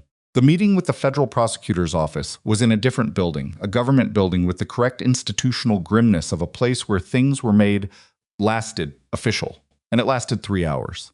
Dante had the contact he had mentioned, a prosecutor named Ferry, who had been waiting 2 years for an opening on the Moretti account, and who received the offer of full cooperation with the controlled intensity of a man who had learned not to show how much he wanted things. Asina sat in the room as a witness and as the holder of the Acrelio documents, which were formally transferred to Ferry's office on a drive that Asina handed over personally, with her name on the chain of custody documentation. Her name, Elena Varelli. Her real name, in a government office, on a legal document, for the first time in 5 years. Ferry had looked at the name and looked at her. "You've been in Portugal." "Yes, under a different name. The circumstances required it." He had looked at her for a moment with the expression of someone deciding how much to pursue a line of inquiry, and concluding that the documents on the drive were more important than the biographical details. "The immunity arrangement will cover yourself and your sons," he said. "The agreement is complete as drafted." "And Dante Moretti's cooperation is complete," she said. "Meaning the full account, not a partial transfer." Ferry looked at Dante. "Full," Dante said. "Full cooperation includes active assistance with ongoing investigations." Ferry said carefully, "Not simply document transfer." "I understand what it includes," Dante said. The document was signed at 4:17 in the afternoon. In the corridor outside the prosecutor's office, Rafe stood against the wall with his arms crossed, doing the thing it did when he had processed something and not yet decided how to feel about it. Elena stopped in front of him. "What happens to you?" she said. He looked at her. "The legitimate businesses transfer to my oversight. Legal structure, proper management, full audit trail." He paused. "I've been ready for this for 2 years, if that's what you're asking. Were you ready for it to happen this way?" He thought about this. "No," he said. "But I think the way it happened is the right way." She nodded. She walked past him toward the elevator. She called Serafina from the car. Dante was in the front seat with Rafe. Elena was in the back, and she made the call because she had decided somewhere in the previous 12 hours that waiting for the right moment was a fiction. There was no right moment for this call, and waiting for one was a way of postponing something that was going to cost the same amount whenever she paid it. Serafina answered on the 3rd ring. Her voice had the particular quality of someone who has been waiting for a call they are not certain they want to receive. "Elena," she said. Elena looked out the car window at Rome in the early evening, the light going amber over the buildings. "Rizzo's network is gone," she said. "The agreement was signed this morning. He's aware that we have documentation of the Acrelio operation and the Planning Commission contacts. He will not be pursuing any further interest in me or my children. Silence. The communication you had with his network over the last 8 months has been fully documented through intercepts, Elena said. Federal investigators have those intercepts as part of a broader cooperation agreement. Whether they pursue the peripheral contacts, people like you, is at the prosecutor's discretion, not mine. Elena, I'm not finished. Her voice was not raised. It was simply clear. You told them my children's ages. You told a man you did not know, a man whose network you had no full picture of, that I had 2 sons and how old they were. You gave him that information. The silence on the other end of the line was the silence of someone who does not have a defense and knows it. I need you to understand what that means, Elena said. Not in the abstract. My boys are 5 years old. They are real. They have names. They sleep in a room together, and one of them talks in his sleep, and the other one reads at a level that is 2 years above his grade, and you handed them to a stranger as leverage. Her voice did not shake. It was not going to shake. You did that because you hate me. I have understood for a long time that you hate me, and I have spent most of my life trying to find a way around that fact, and I am done doing that. I don't. Serafina started, you do, Elena said, and the reason doesn't actually matter anymore. What matters is what you did with it. She looked at the amber light on the buildings. I am not going to hurt you. I am not going to pursue anything against you. But I am telling you clearly, in language you cannot misunderstand, you do not come near my children. You do not contact them. If my sons ever choose to know you when they are old enough to make that choice for themselves, that is their decision. It is not yours to pursue, Elena. Serafina's voice had changed. There was something in it that Elena had not heard from her sister in a very long time, something raw, something that was not calculation. I'm sorry, Elena looked at the window. I know, she said, and she ended the call. She sat with the phone in her lap and looked at Rome going past outside the window and did not perform any particular emotion because she had none left to perform. What she had was something quieter and less nameable than any of the things she had felt. In the last 24 hours, a tiredness that was not entirely bad, the tiredness that comes after something is finished, rather than the tiredness of something still being endured. Dante had not turned around. He was looking forward. But she could see, in the rearview mirror, that eyes had moved there to the mirror, to the reflection of her face, and then moved away. He did not say anything. That was correct. They collected the boys from Tivoli at 7 in the evening.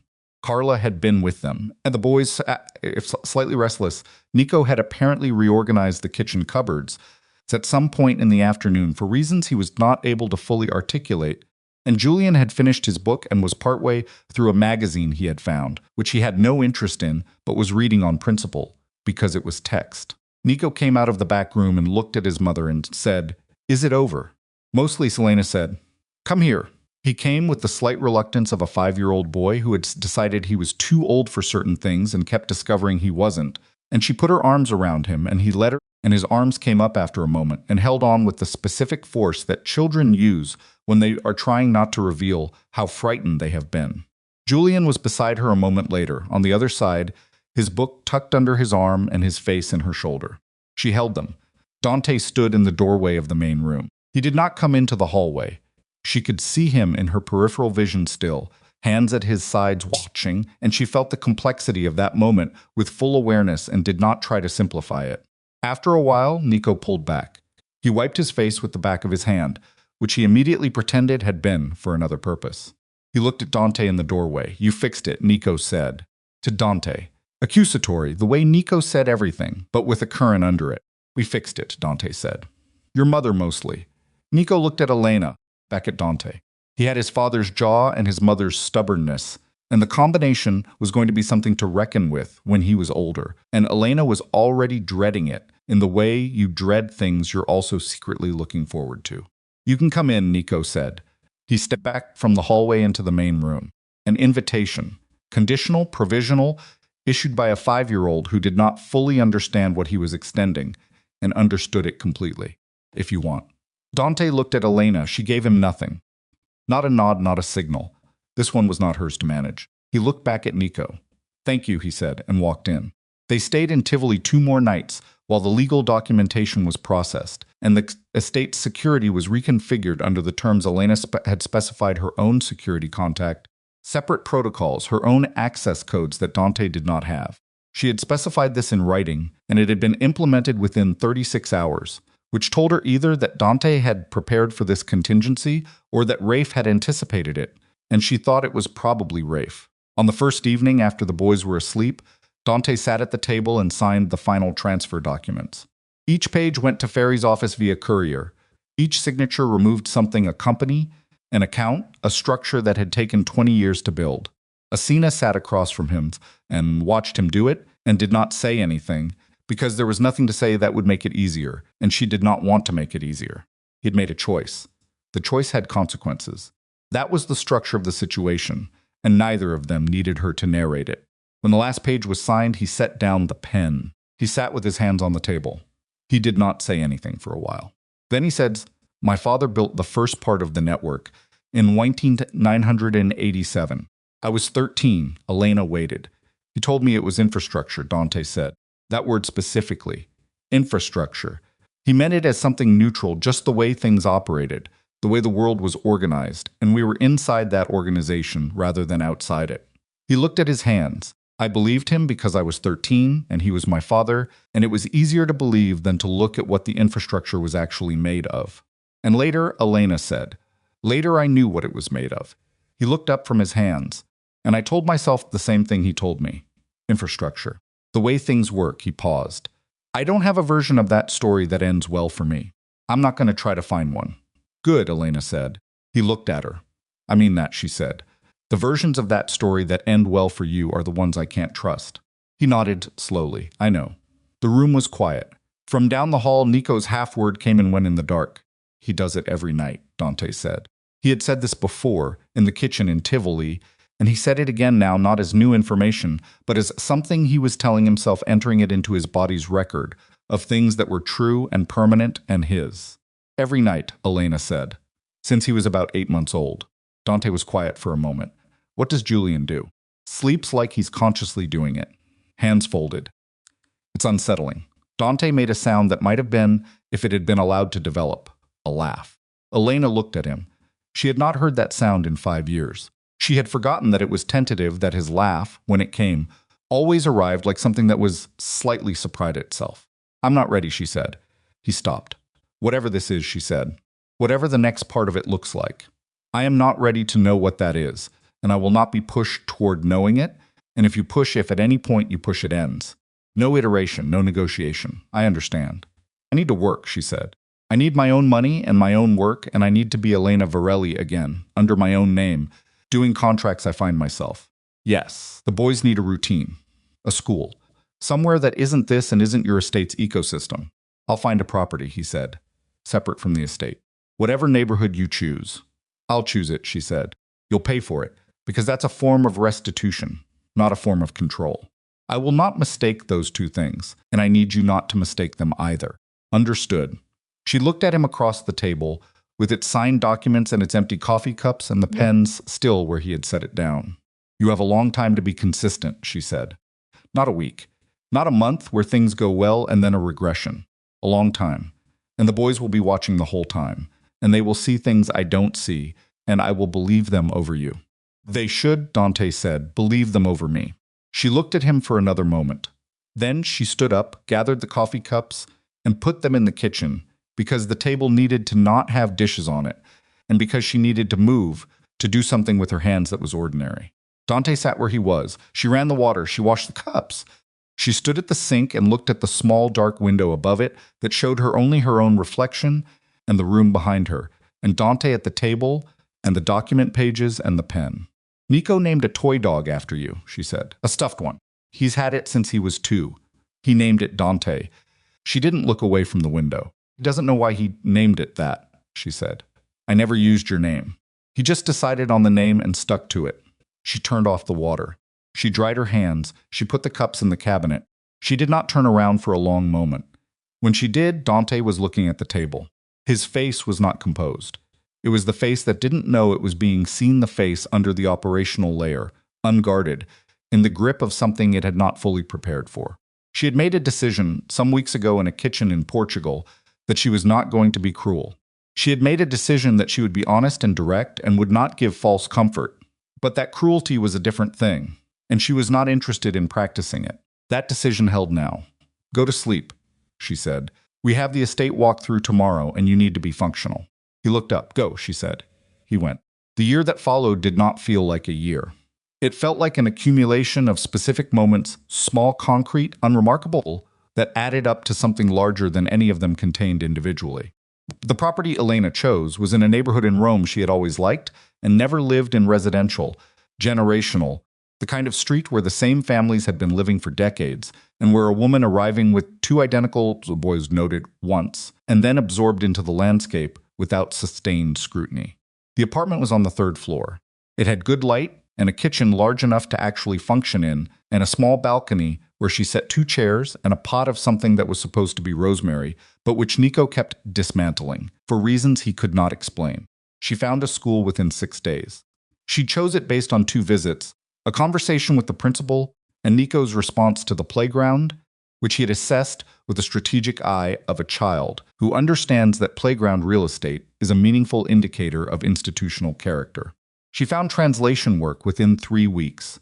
The first contract was medical documentation, which she did at the kitchen table while the boys were in school, and the second was a legal firm with ongoing needs, and by the end of the 3rd month she had enough regular work that the money from it was not supplementary but structural. Dante appeared twice a week on days she had agreed to and at times she had specified. He came to the apartment on those days, and he did not come at other times, and the structure of this was his compliance rather than his gift, because she had established it and he was maintaining it. The first visits had been formal in the way of all unfamiliar things, all 4 of them performing a version of ease that none of them fully felt. Nico had been combative for the first 3 weeks, which she had expected and which Dante had navigated with a patience she had not been certain he possessed. He had not argued back. He had not asserted authority. He had sat in her kitchen and eaten whatever she made, and answered Nico's cross-examinations with the directness that was the best thing about him, the thing that had been there from the beginning, and that the rest of him had failed to measure up to.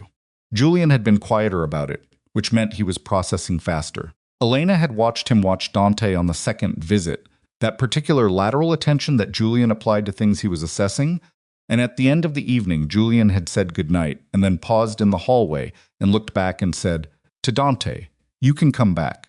Dante had said thank you. Julian had nodded and gone to bed.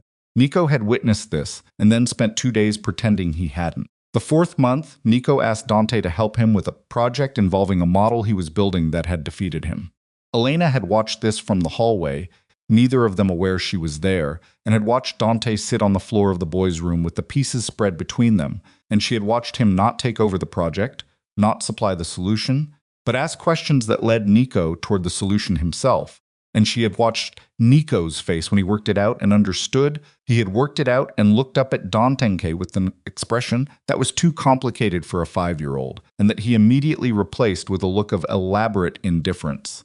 Dante had not made a big deal of it. He had just moved on to the next piece. She had stood in the hallway for a long time after that. The counseling had been her requirement, and Dante had complied with it without argument, which she had not fully expected. He attended sessions twice a week with a therapist she had not chosen but had approved, and he did not report to her about what happened there, which was correct, but she could see the effects of it in incremental ways, in the slight difference in how he occupied a room over the course of several months, the way the operational layer came down sooner in conversations that didn't require it. She attended her own sessions. This had not been anyone's requirement.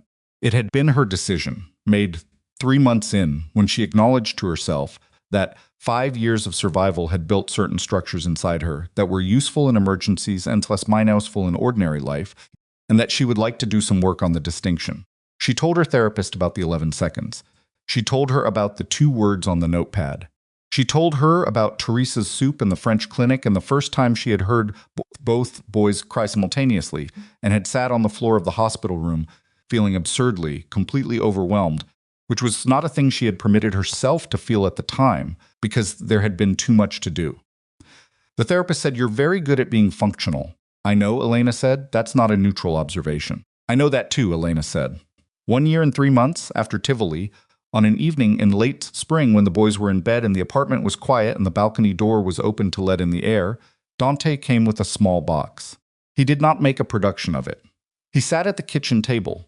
He always sat at the kitchen table, never the couch, never any positioning that implied more access than he had earned, and he put the box on the table between them. She looked at it. There are documents, he said, in the box. The final transfer confirmation from Ferry's office. The immunity agreement final execution copy. The last of the Moretti account closures. He paused. It's done. All of it. There's nothing left to complete. She looked at the box. There's also a ring, he said. Not your ring, not the one you left. I still have that it's yours if you ever want it or want to throw it into the sea or whatever you decide. This is different. He put his hands flat on the table. It's simple. I bought it in a shop 6 blocks from here, which is not a romantic detail, but it's an honest one. Elena looked at him. I am not asking you to forgive me, he said. I know what I did. I know what 5 years of it cost you. I know that the person sitting across from me built everything she has by herself after I destroyed the foundation she was building it on, and I know that no ring changes that structure. He looked at the table. What I'm asking is whether, given all of that, given the full picture with nothing removed, you want to choose this. Not because you owe it to the boys, or because the situation has normalized, or because it's convenient, but because you choose it. Elena looked at the box. She looked at the man across the table, who had signed away his empire 1 page at a time without asking her to witness it as sacrifice, who had sat on the floor of her son's room and not made a big deal of it, who had stopped in hallways and not looked back at the things he wanted to look at because she had said the timing was hers. She thought about Teresa. She would call Teresa tomorrow.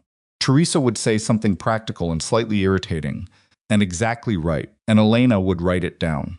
She thought about Nico's stuffed dog, still on the shelf in the boys' room, shabby from 4 years of handling, its name stitched in slightly uneven letters by a mother who had tried to preserve something she couldn't fully explain.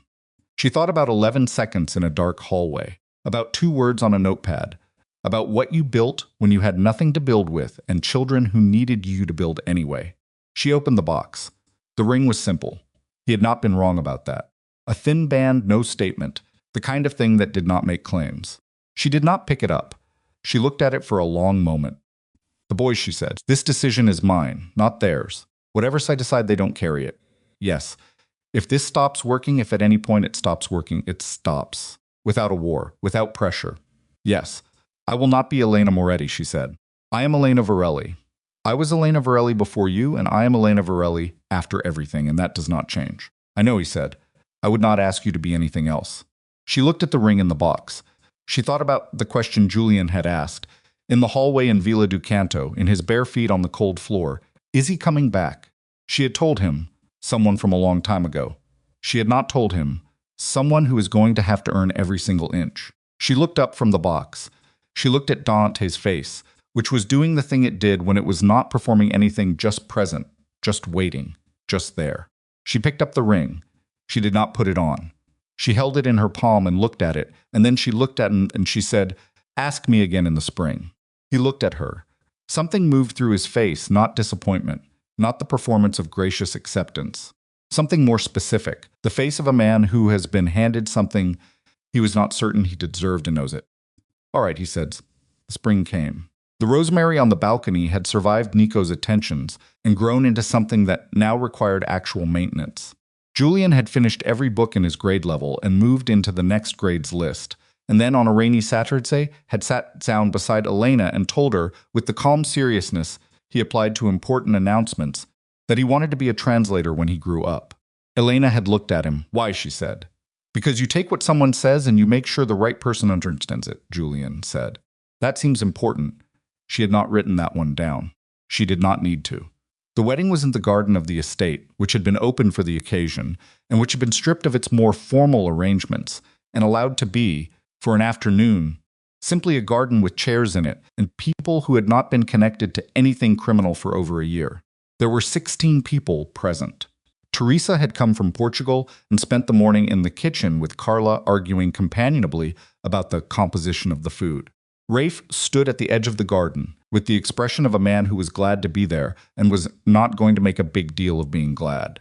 Elena walked to where Dante stood without anyone accompanying her down the aisle, because she had specified this and it had been arranged without discussion, because she had belonged to herself for a long time, and she was not surrendering that on the way to anything.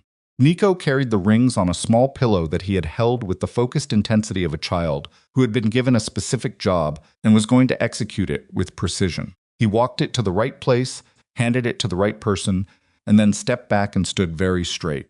Julian sat in the front row next to Teresa and applauded at a moment that was technically premature before the vows were finished, because he had decided the moment warranted it, and Julian, when he decided something, was not easily redirected. Elena had laughed. It was not a decorous laugh or a small one.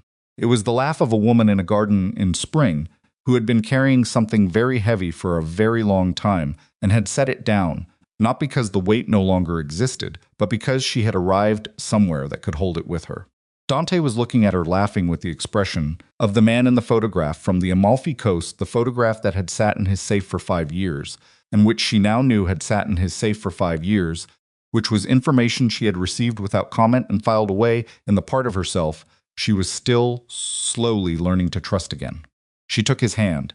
It was not a resolution in the way stories want resolutions to be clean, complete, the last piece fitted into place. It was messier than that, and ongoing, and there were things between them that had been broken in ways that would always have their fracture lines visible if you looked at the right angle in the right light. But she had looked at the ring in the box, and she had looked at the man across the table, and she had made a calculation that was not about forgiveness, and not about forgetting, and not about the fairy tale logic of a love that survives everything, because it was always meant to. It was about choice, the specific daily renewable decision to walk towards something rather than away from it.